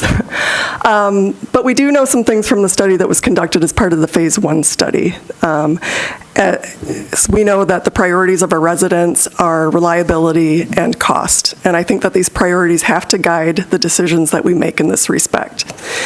We know that acquiring DTE's distribution assets in Ann Arbor will be extremely costly. It's true, we don't know the range. We have an estimate from the first study between $281 million and $1.15 billion, with significant uncertainty in the legal and regulatory outcomes. Beyond the acquisition cost, the city would need to invest another, tens of millions, upwards of $100 million in substations and transmission infrastructure just to operate the MEU. The legal fight alone will be lengthy, expensive, and contentious. DTE will use every legal tool available to delay, obstruct, and extract the highest possible value. And very few communities have successfully taken over their investor-owned utility, even after spending tens of millions of dollars trying. The financial projections are mixed. In the best case scenario from the Phase 1 study, rates could be 9% lower than DTE, but in the worst case, they could be 38% higher. And critically, the study did not evaluate reliability improvements. It assumed infrastructure replacement over time, but it did not project costs for upgrading the aging and poorly maintained system, which is the main reason I think that residents are frustrated with DTE in the first place.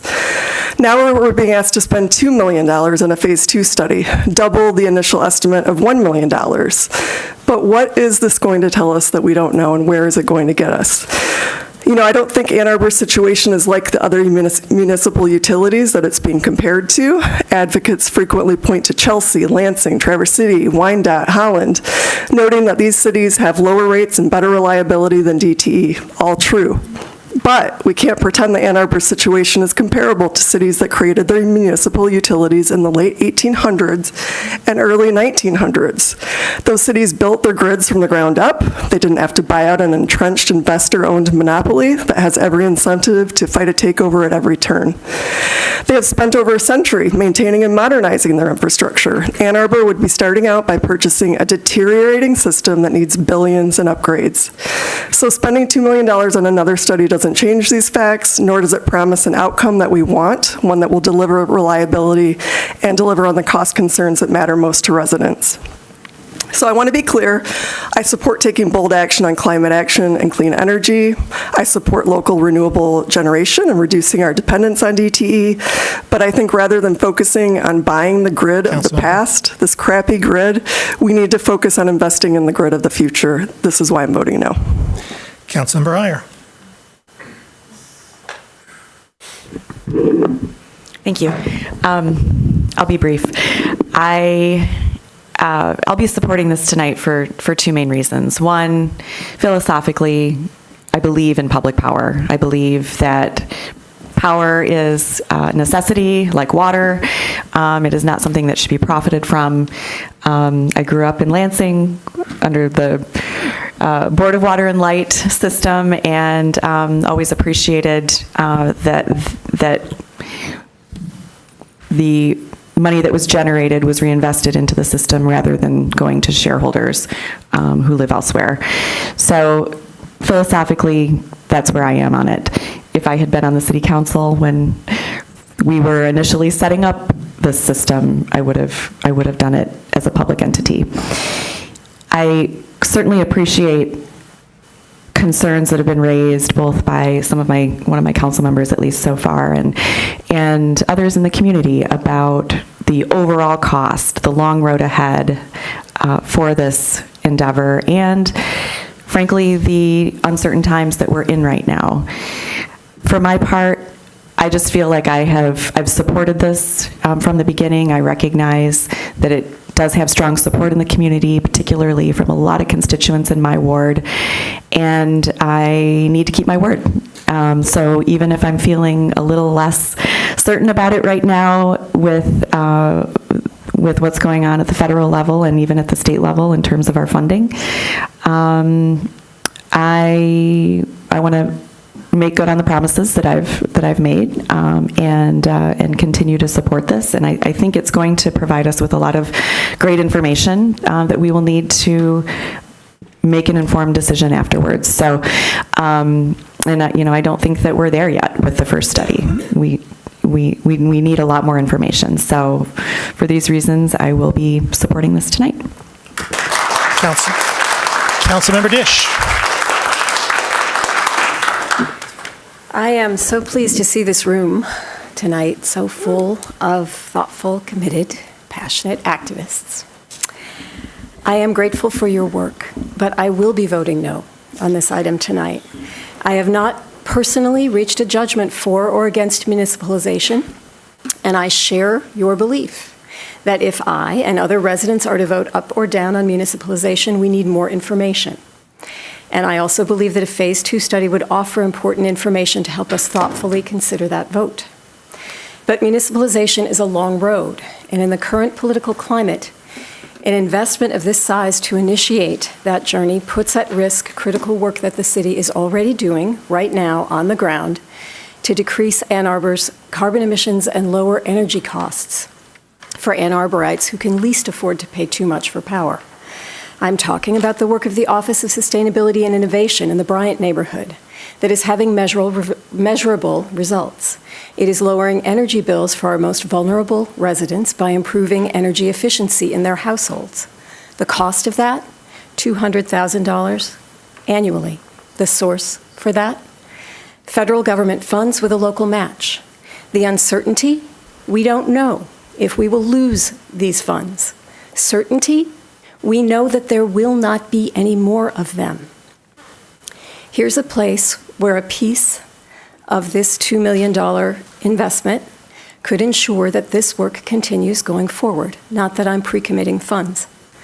This work also includes what Avalon Housing is doing to serve and house 250 Washtenaw County residents, including 63 children, with supportive housing services and rental assistance. The cost here is over $1 million annually. This work is in jeopardy from the people who now control the White House. In just over a month, a sickening month, they have shown themselves willing to defy legal guardrails to halt precisely this on-the-ground work on climate and justice. They disallow these very words. And they are reaching deep into local community budgets to squeeze off funding to that work and intimidating those who do it. The administration is not worried about whether or not what they are doing is legal, because they know that by the time the courts catch up with them, that work will have stopped, and the people who did it will have moved on to other jobs. 5 years ago, in the deliberations over the 2020 budget during the first months of the coronavirus pandemic, Council voted to postpone funding for the Comprehensive Land Use Plan. It's not that the plan wasn't important, but it was that in the uncertainty, that time of a natural uncertainty, not an insane human uncertainty, that expenditure could be postponed. And for me tonight, in this new context of uncertainty that is terrifying, a Phase 2 study looks to me like a valued project that can be postponed. So I cannot tonight, having lived through the past 6 weeks of federal action, vote to spend $2 million or $1.7 million, whichever the number is, to move forward with the study. For my part, if we were starting society today, there's no question in my mind that the public would own our electric utility, just as we own our water utility. And it makes sense that the public own electric generation, distribution, and repair. The utility for the public good. But as we all know, we are not starting society today. We have an investor-owned utility with a perpetual franchise regulated by the Public Services Commission. This utility does not operate for the public good. It provides services to its customers, of course, but it is owned by its shareholders and ultimately works for their benefit. We have the legal ability to take control of our electric utility, but to accomplish this end will come at some cost. Perhaps residents will conclude that that cost is bearable. Perhaps they will conclude that it is not. But at this point, that cost is unknown. The study before us, however, would help begin to determine that cost, and so that we would be in a position ultimately to ask the voters whether they want to take that next step to seize the utility with a full understanding of what it would mean to them as taxpayers and ratepayers. A public utility operated for the good of the public, it could accomplish indeed great things over time. Real and transformative advances in terms of our climate goals, resiliency, and resident experience. The question of public ownership of our full electric utility is important to Ann Arbor's future, and it warrants public consideration with a full understanding of the potential costs, a consideration that is not possible without a Phase 2 study. And if we preview the next resolution, should the Phase 2 pass, a full description of the costs associated with litigation and additional studies necessary to condemn DTE's electric assets, maintain them, improve them, and expand distribution capacity, and ultimately operate the whole. The question of whether we municipalize utility is so present in the community and of such importance to our community that, in my view, it's worth spending what is admittedly a considerable amount in an uncertain time to move the process forward. And so I'm going to be voting yes. Councilmember Watson.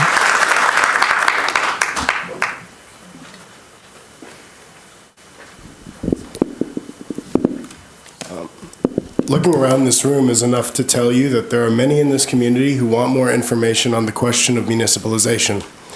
Residents may eventually be asked to vote on this question, which could come in the form of a citizen-led ballot initiative.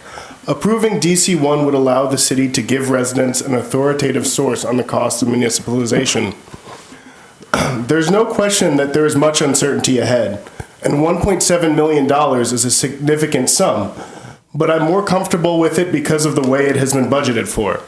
The question of a Phase 2 valuation study was raised by public power advocates in my first budget cycle in the spring of 2023. At that time, with the results of the Ann Arbor Pathways to Renewable Energy study still outstanding, Council was asked in public comment to approve a $500,000 placeholder in the budget for a Phase 2 study. Council did not amend the budget at that time, and I agreed with that decision because we didn't have the results of the Phase 1 study, and a revenue source for a Phase 2 study hadn't been identified.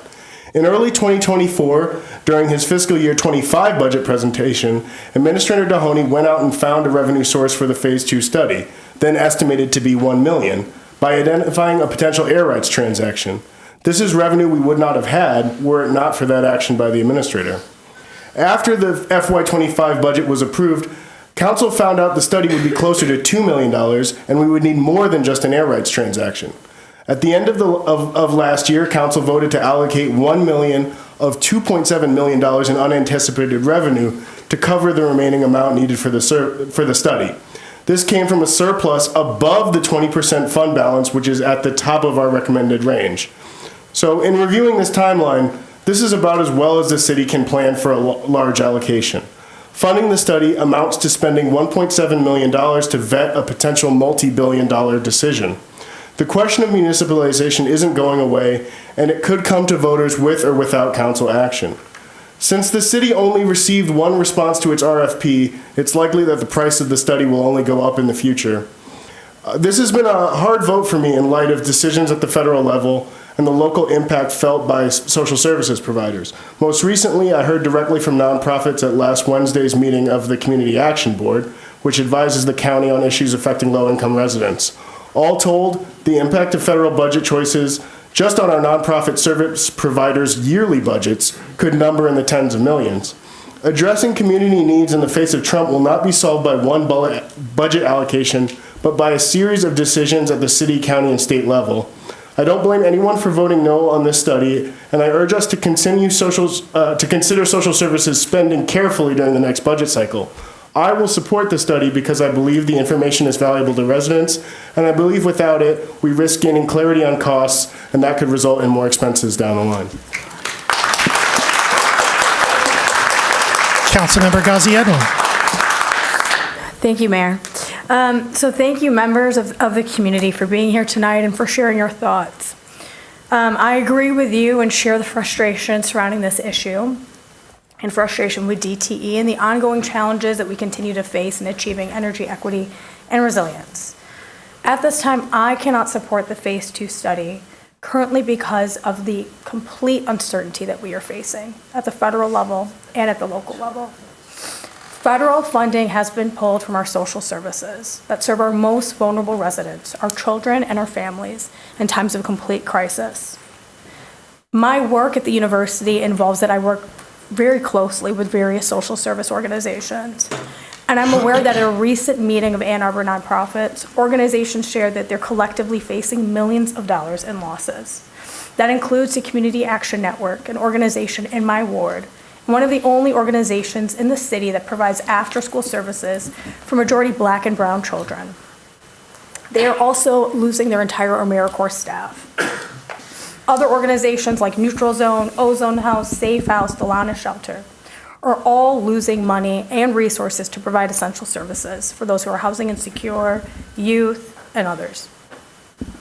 Right now, we have 14% of food that distributes to over 20% of the county that has been frozen. Again, these critical social services impact children and families. With this level of need in our community, at this time, I cannot vote to allocate $1.7 million towards the study. I also understand that energy resilience and independence is part of equity, and that those who are most marginalized suffer the worst from the stronghold that DT has on us. I believe that because of the uncertainty that we're facing, this has to be a carefully weighed decision. And in this current climate, it's not one that we can afford. I also want to be clear about my values. I believe that DTE has been destructive for our city. In 2023, after the February ice storm and after losing my own power for a week and helping constituents in my ward, including an older adult who had lost her power for a week, I put forth the resolution requesting the city administrator to engage with the Michigan Legislature and Michigan Public Service Commission to advance energy equity and resilience, which codify the ability for staff and city attorneys to go to the Michigan Public Service Commission and enter legal disputes to block the unjustified rate hikes. In fact, according to a public memo released by our city attorneys today, we successfully fought DTE's proposed rate increases for the past 3 years, saving hundreds of millions of dollars. We're not simply going to sit back, and I don't plan to simply sit back. I'm hoping that we can continue to have this conversation and that we can keep those most marginalized in focus as we continue to debate this important issue. Thank you. Councilmember Harrison. Thank you, Mayor. Thank you all for coming and for reaching out to us and for the conversations that you've had with us. I want to let you all know that I do support improving energy reliability, affordability, and the transition to clean power. I also share the frustration that many residents, probably most, feel toward DTE and believe we must keep pushing for better service and greater energy independence. That's why I support investing in initiatives that move us toward those goals in a responsible and sustainable way. Right now, Ann Arbor's financial situation, I believe, does not support municipalization. Acquiring DTE's infrastructure would require a new city millage, potentially, adding a long-term financial burden on our residents, Beyond the cost, municipalization would be a legal, complex process, taking years of litigation with no guaranteed outcome. Other cities pursuing municipalization have spent millions on legal fees alone, with cost escalating based on litigation length and complexity. At the same time, Ann Arbor has been leading the fight for energy justice. We have been the primary and at times the sole advocate against harmful policies, including unfair rate hikes. Our attorneys have successfully challenged the DTE's rate energy increases before the Michigan Public Service Commission, saving ratepayers money. We've also built strong partnerships across government agencies to push for better oversight and accountability. Given our financial uncertainties, at this time, I cannot support spending nearly $2 million on a phase 2 study for full municipalization at this time. Ann Arbor is already at risk of losing federal funding, and we may have to make tough choices about existing programs. Now is not the time to take on an expensive, uncertain legal fight. If the city were to move forward with municipalization, we would most certainly need dedicated funding, or we would need a dedicated funding source just for the litigation. At least $3 million per year for 10 years just to fight the legal battle, potentially. That's before we even consider the cost of acquiring and upgrading the infrastructure itself, which could range from $281 million to over $1 billion, depending on legal and operational challenges. Are Ann Arbor residents financially ready to take on this burden? Okay.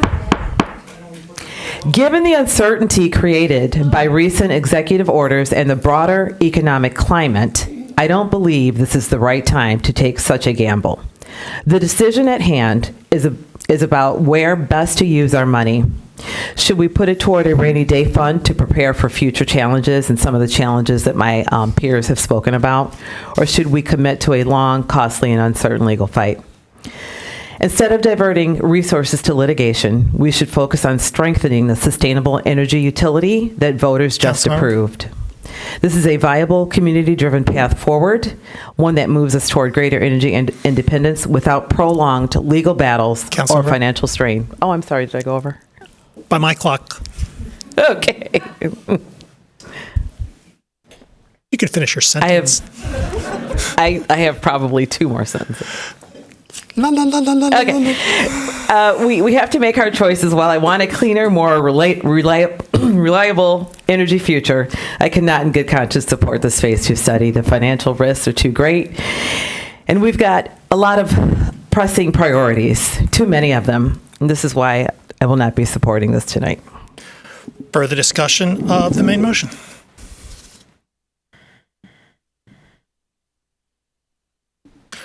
Roll call vote, please, starting with Councilmember Malik. Councilmember Malik? Yes. Councilmember Radina? Yes. Councilmember Ghazi Edwin? No. Mayor Taylor? Yes. Councilmember Iyer? Yes. Councilmember Ackman? No. Councilmember Briggs is absent. Councilmember Cornell? No. Councilmember Dish? No. Councilmember Harrison? No. Councilmember Watson? Yes. Does not carry. The motion fails. DC2, resolution to authorize city staff to perform the preliminary work. For members of the public information, a tie vote, the fact that it's a tie is immaterial. In order to pass, a resolution requires 6 votes. DC2, resolution to authorize city staff to perform the preliminary work necessary to put the question of the acquisition of DTE Electric Company's assets to a vote of the people and to prepare for litigation should the voters authorize such acquisition. Moved by Councilmember Cornell, seconded by Councilmember Dish. Discussion, please, of DC2.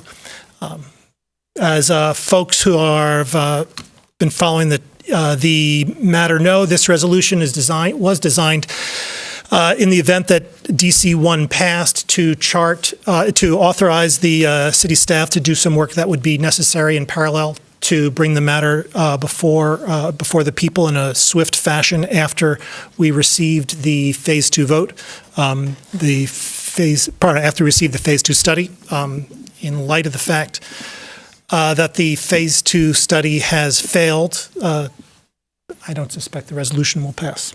I'll be voting no in light of the fact that the resolution has failed. Further discussion? All in favor?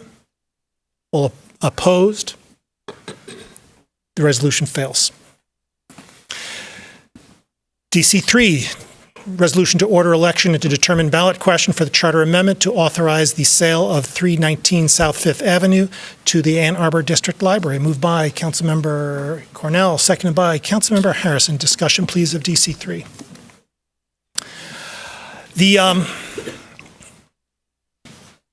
The library lot is the roof of an underground parking structure. The library lot parking structure with its stairwells, roads, ramps, and elevators was not designed to be a park. It was designed at the additional cost of many millions of dollars to support a 20-story building. The text of the charter does not alter these immutable facts. Fortunately, however, the text of the charter itself is not an immutable fact. It can be changed by the will of the voters when presented with a positive, practical, community-benefiting vision. Over the next few weeks, and before the vote, I expect we'll put some more flesh of how the library would use the land if these charter amendments were approved. But the direction is clear, and as much legally possible, it is included in the ballot language itself. A much-needed, new, expanded library, an attractive public open space, mixed-use housing, small and local business incubation, all without any new taxes, not for the city, not for the library. This is a real, practical, positive vision to secure the downtown library and to transform the lot into an attractive, active public space that benefits everyone. Again, all without new taxes. I expect that the voters will recognize this for what it is, a tremendous opportunity, and that they will say yes. Further discussion. Councilmember Cornell. Thank you for the history lesson there. And I wanted to add that this is, it's frustrating to hear feedback that the city did not try to advance this. The city created a commission to study it, to engage neighbors of the site around it, to hear proposals on it, and to advise council and on the outcome of it. And I served on that before I was on council. And the fact that there are the facts that Mayor Taylor just mentioned, and the vision that this is somehow going to magically become a park don't align. And I wanted to add, the PROS plan, which included an incredible amount of public participation and city time soliciting that feedback, showed overwhelmingly that the vast majority of citizens want the city to focus on the parks we have. I get complaints about Virginia Park in Ward 5, Waterworks Park in Ward 5. These are parks that deserve our attention. They're in our neighborhoods where our kids play. We have a public plaza downtown. It's called Liberty Plaza. If you haven't been, the Downtown Development Authority, who's often maligned wrongly in these conversations, is actually supporting its activation right now through a public art installation. So if you haven't been, go check it out. It's really cool. We walked past there Friday night. Fed Up Ministries was using the space as well. It is an activated space that is valuable to our downtown. Eliminating the idea that the library, which is a proven and award-winning partner in terms of development and programming, to continue to pursue what citizens have said through the PROS plan engagement that they do not want, and through years of efforts to make it happen has not advanced, is very, very short-sighted. I believe that the housing, potential co-working space, public meeting space, a plaza that they are promising will be activated, and the ability to capture those taxes back into our budget. As we just talked about, the idea of what could we do to advance all of our initiatives that matter to the most vulnerable of our citizens is something that I think is important for us to pursue. So I'm fully supportive of this. I'm looking forward to it coming forward, and I think the city and the library are going to do a great job as a dynamic and collaborative partnership that I do believe the community expects us to do. We've just found a good partner. Councilmember Iyer. Thank you. I have long been a proponent of housing on this site since 2018. I would say I've been involved in discussions in the community about activating this site with housing and bringing new residents to an area of town that is really underutilized. It is an area in our downtown that, save for the library, is a dead zone. There are a few local businesses that often are not well supported, and they come and go because there just isn't the amount of activation in the area to support them. We have a housing crisis. We need, some say, 40,000 new housing units in this city. And this is an area that can sustain, that's been literally built to sustain a mid-rise building that can house a lot of people. I view this as a win-win-win. It's a win for housing advocates in our community. It's a win for the library and its patrons who desperately need a new downtown library branch. And it's a win for those who want public open space, because that will be part of this, it will be programmed, it will be successful, as opposed to what has been proposed so far. So I'm really excited about this plan. I'm thrilled and delighted to vote for it tonight, and I hope to see it move forward. Further discussion, Councilmember Harrison. I am really excited about this. Turning the library, our downtown library, into a real community hub where people can actually live, learn, and connect is a real incredible opportunity. As someone who has lived in Ann Arbor my entire life, I can't remember a time when I didn't have a library card. The library has always been a place where I explored new ideas, found inspiration, and felt part of the community. Watching the Ann Arbor District Library evolve over the years has been amazing because it reflects who we are as a city. Forward-thinking, accessible, and always working to serve people in new ways. This resolution is a chance to take that even further. By adding mixed income housing to the library, we're expanding its role as a true civic commons. That's what makes this project so exciting. We're rethinking how we use public space to truly serve the community. I'm impressed by the collaboration behind this vision. When the city, the library, affordable housing developers, and the community come together, we can create something that's more than just the sum of its parts. I'm proud to be to co-sponsor this resolution because if it passes, we get to take the final step towards something transformative. I can't wait to see where this partnership goes, and I'll be working to make sure that whatever comes next truly reflects the creativity, accessibility, and inclusivity that makes Ann Arbor special. Thank you. Councilmember Dish. I want to thank my colleagues for being so eloquent. And I want to echo, yes, we need 40,000 new housing units. And we are just beginning to learn the scale of investment in things like sanitary sewers, other infrastructure, and the upgrades to the public transportation network that may be required to achieve that vision. So we really can no longer afford the opportunity costs of leaving a place downtown that is waiting, was created, was built, was outfitted for housing. We can no longer leave that empty. So I'm very excited to see this as well. Further discussion? Two quick points. First, I'll note that your packet includes a proposed amendment, which I realize that I failed to ask for. The proposed amendment, which if you click on the link to DC3, would add a parcel within the area to the parcels that would be potentially sold or authorized to be sold, transferred to the district library.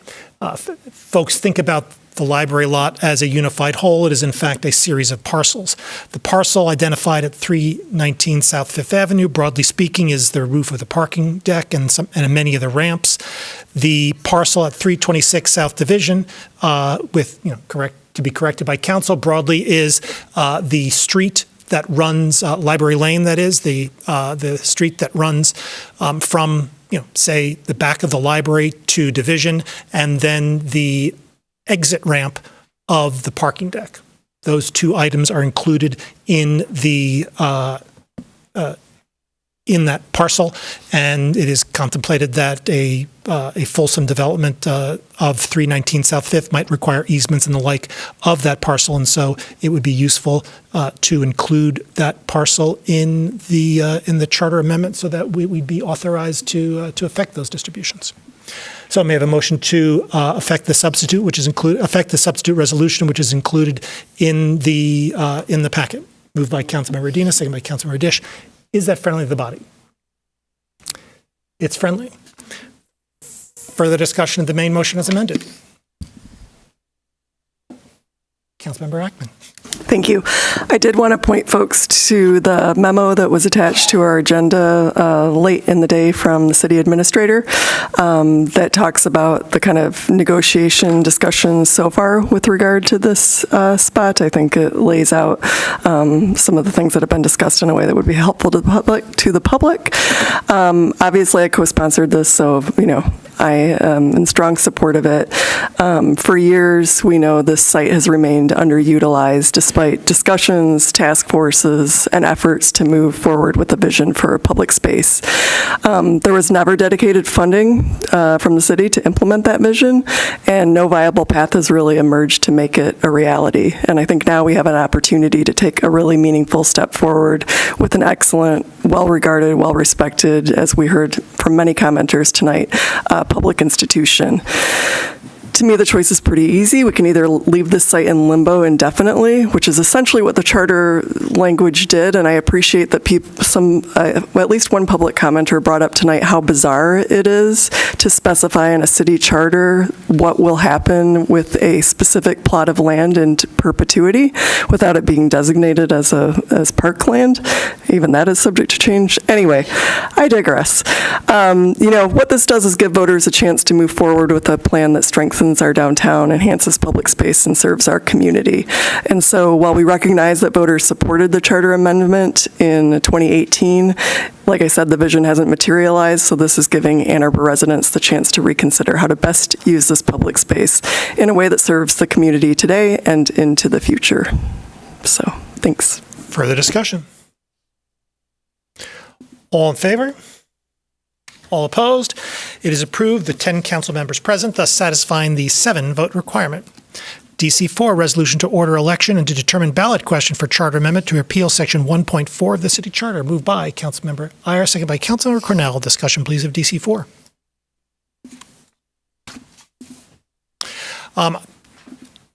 If I can, this is answering a question or raising an issue that some members of the public have raised with respect to these two ballot questions.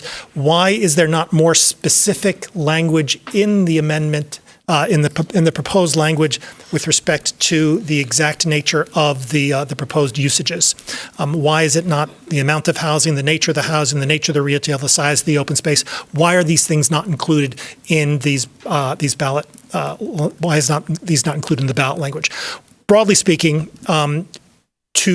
we do not provide greater specifics in the ballot language because those specifics, I believe, could be viewed in court as advocacy, and indeed could be raised by opponents of the ballot measures as advocacy to talk about mixed use development, mixed income housing, and so forth. Could be seen as advocacy, and the ballot language itself cannot be advocacy. Over the next few weeks, I would expect us to bring forward a resolution that will elaborate upon the library's vision and the city's vision, and I would expect that information to be distributed to the public broadly so that folks would know what they're getting into. Further discussion of DC4? All in favor? All opposed?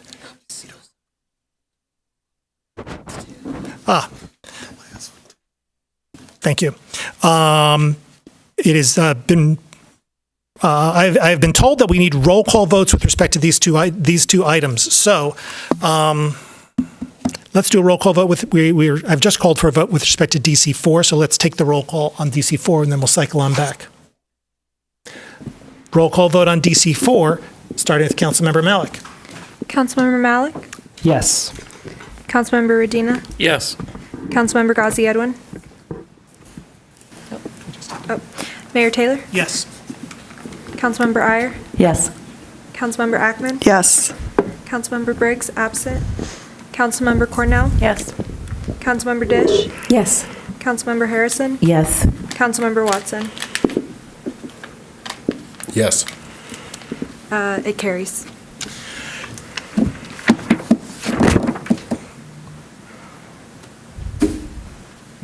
Considering procedurally how to bring back DC3. So is this a reconsideration? Yes. May I have a motion, please, to reconsider DC3, moved by Councilmember Cornell, second by Councilmember Iyer. Discussion? All in favor?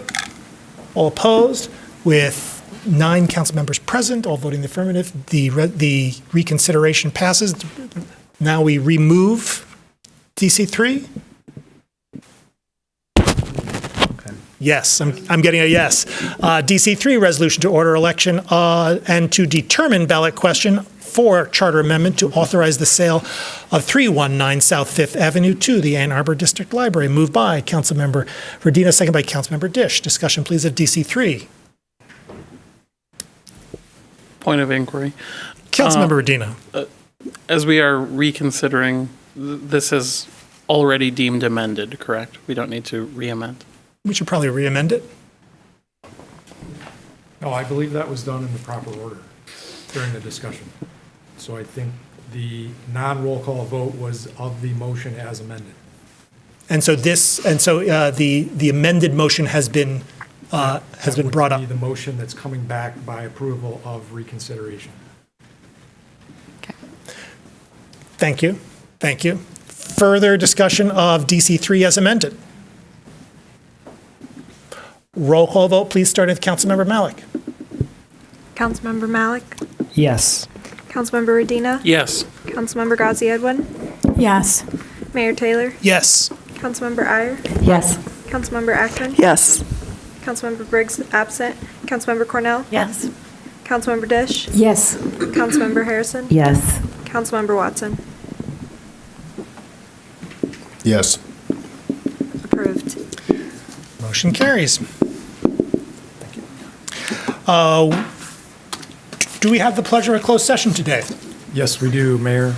We are requesting to go into closed session under Section 8H to discuss a written attorney-client communication dated March 2, 2025. May I have a motion, please, to go into closed session on that basis? Moved by Councilmember Cornell, second by Councilmember Watson. Discussion? Roll call.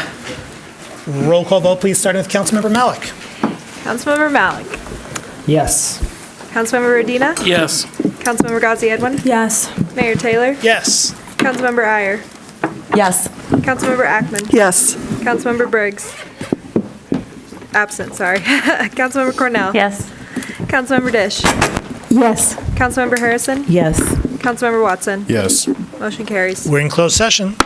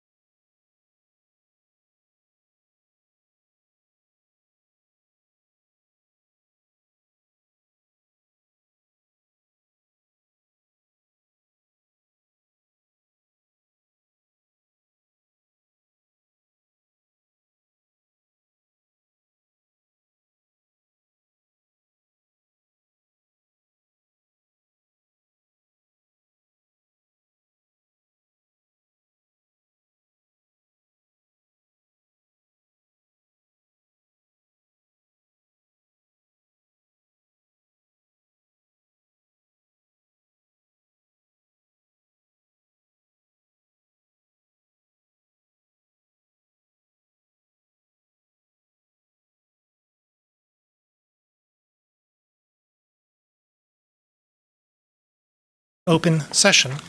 We have before us the clerk's report of communications, petitions, and referrals. May I have a motion, please, to approve the clerk's report? Moved by Councilmember Dish, seconded by Councilmember Cornell. Discussion of the clerk's report. No, that's not a roll. That I know. that I have in my brain. Is the public memo in here? What was that? I'm just talking myself out loud.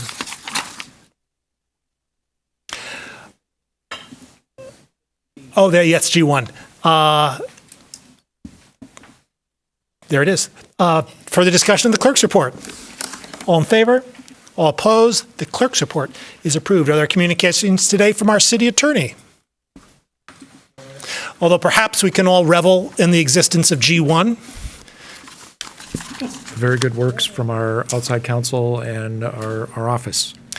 Yeah, so for as members of the public, if I can step upon slightly the communications of the city attorney and note that there is a communication from the city attorney regarding the city's participation in the Michigan Public Service Commission proceedings since 2022.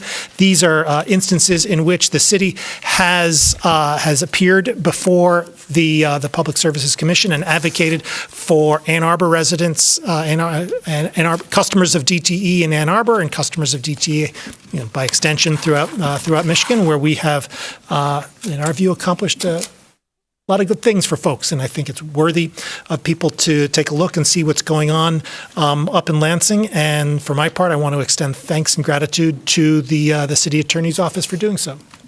And OSI, source of all good things.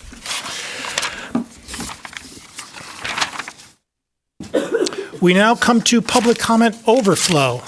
Having exceeded 45 minutes, we now come to public comment overflow. Per prior, public comment is an opportunity for members of the public to speak to council in the community about matters of municipal interest. To speak at public comment, one needs to have signed up in advance by contacting our city clerk. Speakers, in all instances, both here and online, will have 3 minutes in which to speak, so please pay close attention to the time. Our clerk or the time clock will notify you when 30 seconds are remaining and when your time has expired. When your time has expired, please conclude your remarks and cede the floor. Our next speaker is Zach Prince. Zach Prince.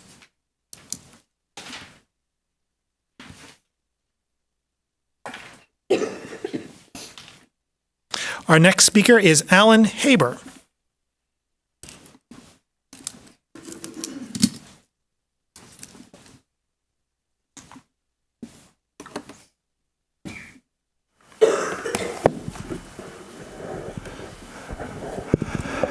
Well, thank you, Council. I'm the last one standing on the question of the Commons, at least for the moment.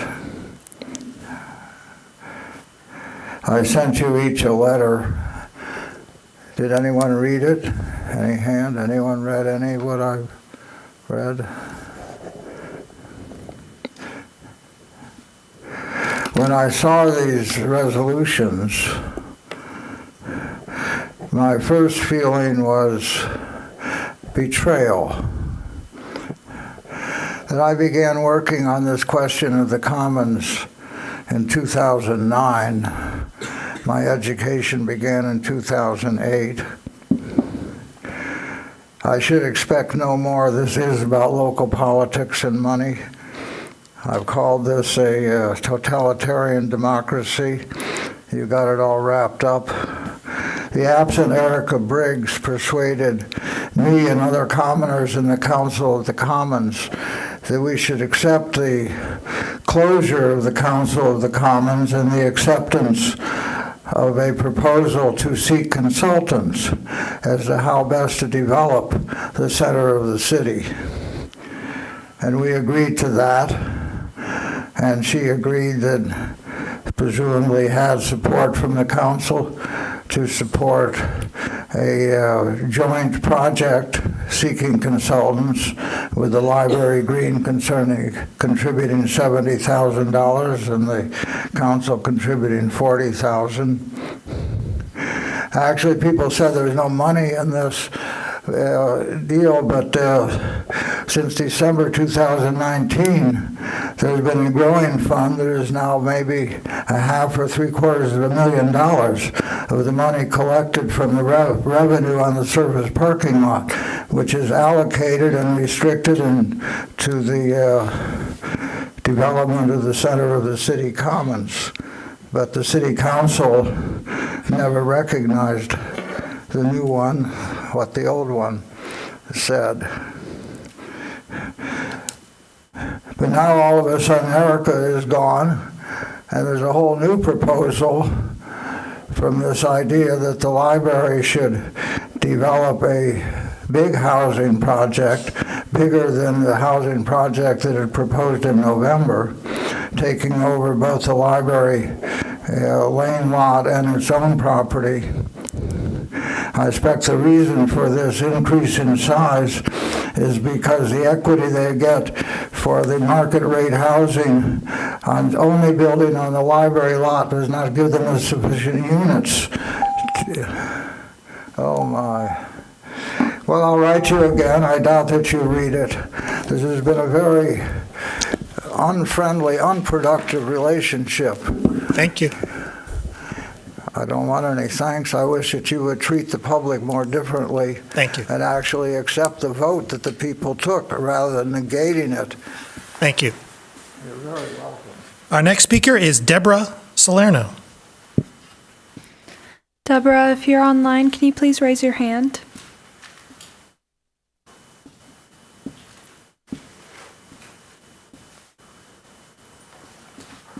I do not see them. Our next speaker is Mary Jane Warden. Mary Jane Warden.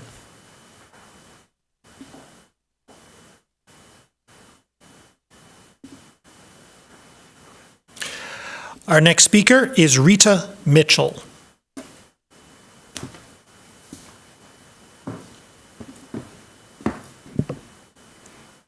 Press *6 to unmute. Hi, this is Rita Mitchell calling. I'm the president of the Library Green Conservancy. We're a 501c3, all-volunteer, nonprofit organization dedicated to the installation of the center of the city as a welcoming, green, public, outdoor open space. For a little bit of history, you know that in November 2018, following a citizen-led ballot initiative, 26,752 voters passed Proposal A. That was with 53% of the vote. Contrary to often repeated statements, the 3,130 margin of votes was significant. In many cases, council members who were voted in a contested primary received fewer votes than this differential. So the city did support action with the Council of the Commons and the Center of the City Task Force. Both groups worked to develop ideas and to work for the community to establish this open space that would be something that would be enjoyed by residents and visitors. At the conclusion of meetings of the Council of the Commons, the Library Green Conservancy proposed moving forward with a request for proposal for design and implementation of the center of the city. That RFP was deferred and never materialized. We offered a draft memorandum of understanding specifying mutual responsibilities. In that MOU, we offered to transfer $70,000 dedicated to the RFP to be combined with $40,000 from the city. That agreement is routine practice, and the city does it often with external groups. We received no response from the MOU. That kind of agreement is required and supportive of fundraising. And I would say that the city interfered with the fundraising effectiveness of the Library Green Conservancy. So I just want to say that regardless, we have always wanted to work with the library, and we're happy to see that the library is considering some open space. But I have concerns about it.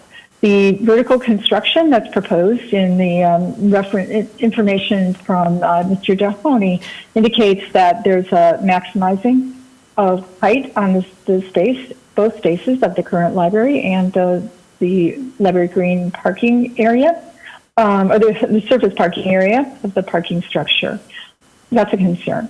The first level of the library's lane site would contain retail and other elements of public space. That's really different from public open green space. So please be clear about what you're offering. The AADL will stipulate the air rights transaction, a portion of housing that would be marketed to artists. That's great, but let's really know what that is. And let's find out a little bit more about what is being offered for the public open space on the second floor of the library. That's not accessible. So we are welcome working with the city further, and we will be looking to be engaged in the public process that will be welcoming for people in the community. Thank you. Thank you. Our next speaker is Tom Stolberg.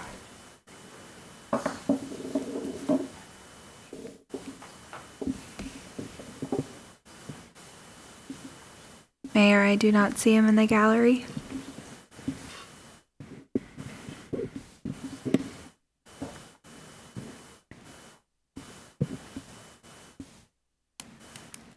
Our next speaker is Adam Goodman.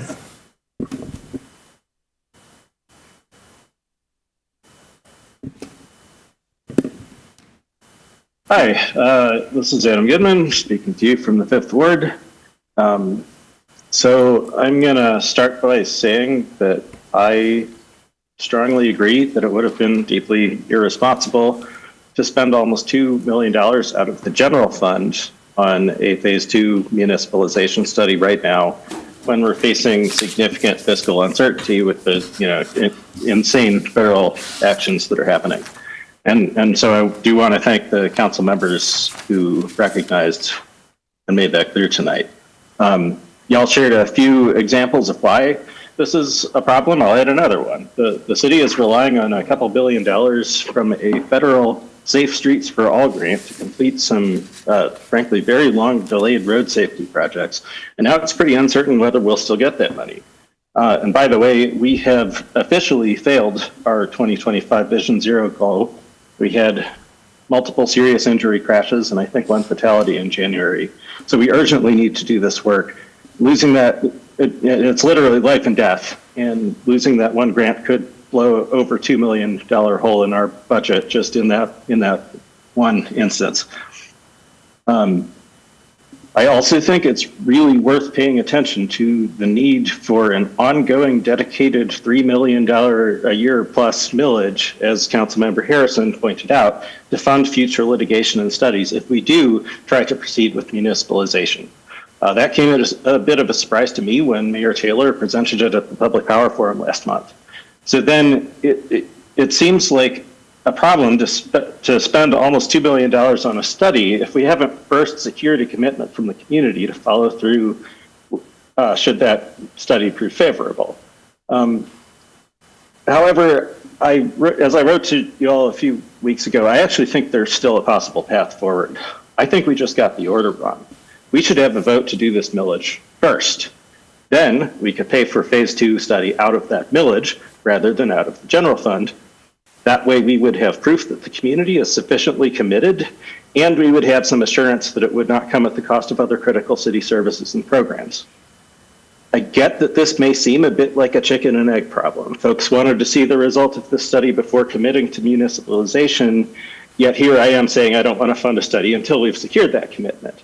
But I think the solution is simple.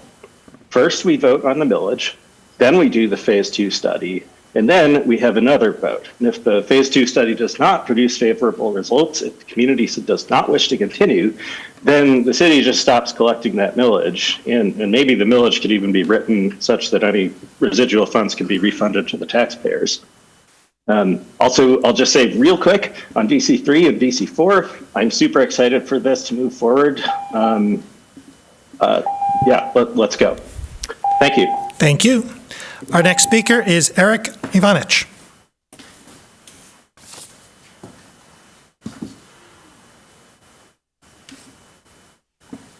Hi, I'm Eric Ivanich, calling in from the 3rd Ward. I'd like to briefly discuss item CA5 and the Wallingford-Harding intersection. It's essential to bring this intersection up to modern safety standards. By minimizing the distance pedestrians need to cross and reducing the radius of turns to slow down traffic, we can significantly increase safety. Ann Arbor has adopted the Vision Zero policy to improve safety through engineering and other means.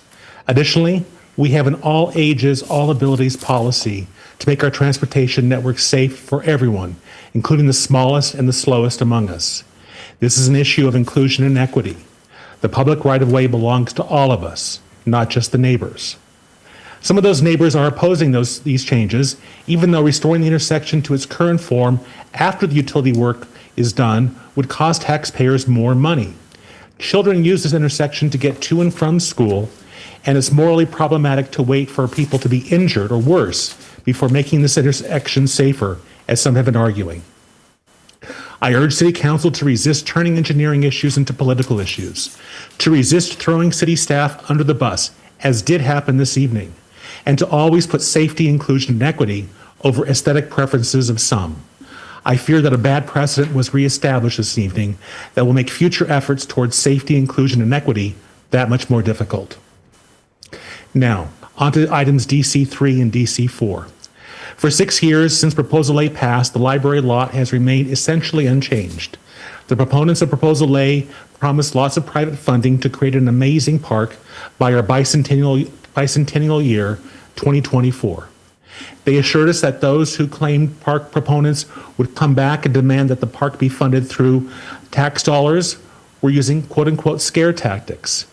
Yet once Proposal A passed, they soon started blaming the city for not creating a park without their promised funding. It's now time to move forward. Our library system wins awards, provides our community with amazing services, and is appreciated by so many in our community. Yet our current downtown library is incredibly expensive to maintain, has challenging structural issues, and even modest improvements are prohibitively expensive. These facilities are inadequate to meet current community needs. The people of Ann Arbor need and deserve a modern downtown library, and the fact that it could be funded without additional taxes, but through added and desperately needed housing on higher floors is truly wonderful. A modern downtown library is a civic commons for the future. As we face challenges to our democracy, with disinformation infiltrating traditional online and social media, with people in power rejecting the findings of science, and with efforts to erase the history and heroism of marginalized groups, this modern library, our future downtown library, will serve as a stronghold for an informed and empowered public. Thank you. Thank you. Our next speaker is Adam Jaskevich.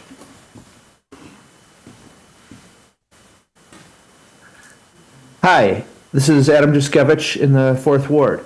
First, I'd like to just briefly discuss DC 3 and 4. I'm so glad to see these, and I look forward to voting yes on these ballot proposals. I think it was a great idea to tie them together. The Ann Arbor District Library is one of our most cherished local institutions, and I can't imagine any project they would build here would not be wonderful, including housing, a library, public outdoor space, event spaces, business development spaces. It's all great, and across from the bus station. I'm the kind of weirdo who, on a vacation to Denmark this summer, dragged my family to visit Dock 1, the new library in Aarhus. It had many of these things, and is such a wonderful space. Libraries are so important, especially in this day and age. I can't wait to see our new, tall, world-class library, and who knows, maybe I will even be able to live above it. Thank you for taking the next step to make this a reality. Additionally, I want to bring up CA5 and some of the comments I heard tonight. When Council passed a resolution directing staff to include traffic calming elements in these kinds of utility and street resurfacing projects, it made me extremely happy. When the whole street is ripped up to replace pipes, it is a great opportunity to change the design to prioritize safety, and it can even reduce costs through eliminating extra pavement, which is exactly the case with the Wallingford-Harding intersection. A similar intersection was recently redesigned in my neighborhood at Greenview and Avondale, and the result really could hardly be better. A wide sweeping curve was tightened up, crossing distances were shortened, and the result is that people slowed down. More people stop at the stop sign. There's more green space and less pavement. It's great. Council policy directs a collaborative engagement model. According to the International Association for Public Participation, this means that public is a partner in developing alternatives and identifying a preferred solution, and their advice and recommendations are incorporated to the maximum extent possible. It does not mean the final decision is in the hands of the public. Council set policy guidelines for staff to use their professional expertise to prioritize safety. Staff came up with alternatives that incorporate public input. I expect my council members to make sure that staff knows they have their back and make this intent clear to the public. Because we have committed to Vision Zero, it is imperative that we do not backpedal on this. The safety of our vulnerable road users within the public right-of-way is paramount. As Ann Arbor residents who use our streets, sidewalks, bike lanes, multi-use paths, and crosswalks every day to walk, drive, bike, or ride the bus, changes that affect the right-of-way must be decided by the city as a whole through our representatives. We must not allow some of the richest people in our city to veto necessary safety improvements simply because they feel entitled to dictate the design of our public right-of-way in front of their million-dollar houses. I am disappointed by your amendment to CA5 and want to thank Councilmember Cornell for voting no. I think this decision sets a bad precedent. Thank you. Thank you. Our next speaker is Jeremy Haley.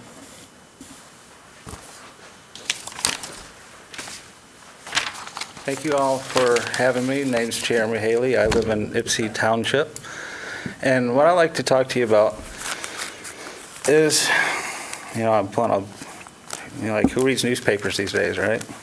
Where I used to live in the city of Dexter, they were putting in a building on a very odd piece of lot. Oh, there it goes. And here's a quote from the developer for who's developing that piece lot, and this is how it relates to, the Church Street. Bloom pointed out that developers, that's it, have included a 1,100-foot city water line extending from Alpine Street beyond the Pelham to at the entrance to the Westridge subdivision, and at a cost to be $500,000 to $600,000, and this is a massive infrastructure investment that we are the developers doing for the city of Dexter. When I went to the council meeting and asked them who pays for the maintenance and repairs of such water line that such developer puts in, they couldn't answer that. Because essentially that developer used that as a bribe to get the project approved because if that water line hadn't been done, he couldn't get his building in. And for Church, how this relates to Church Street is, the developer agreed to pay $7.25 million to the Ann Arbor Housing Fund, $170,000 to the parks, $150,000 to downtown bathrooms. It's the same thing. It's unfair business practices by any other developer who don't have the extra cash wouldn't be able to develop anything. It's basically extorting developers who have the money and letting ones who can't afford it just go elsewhere. And it's pretty much what I like to say on that is as you guys go further along, because I kind of find it unethical, because out in that area where I used to live, the township out there, I seen them get an aerial ladder truck from the development on Jackson and Baker Road, because the township said, hey, your building's too tall. We can't, if a fire happens, we can't do anything. So surprisingly, the Scioto Township Fire Department got a new aerial ladder truck. And this happens everywhere in government. I've been noticing it needs to stop. Who's controlling the development of the communities at that point? It's certainly not you. It's whoever the developer comes in and has the most money who can pay for certain things, give you all certain things, do certain things for you, then you go for that one. I'll end it on that. Thank you. Thank you. Is there a motion to adjourn, please? Moved by Councilor Cornell, seconded by Councilor Iyer. Discussion? All in favor?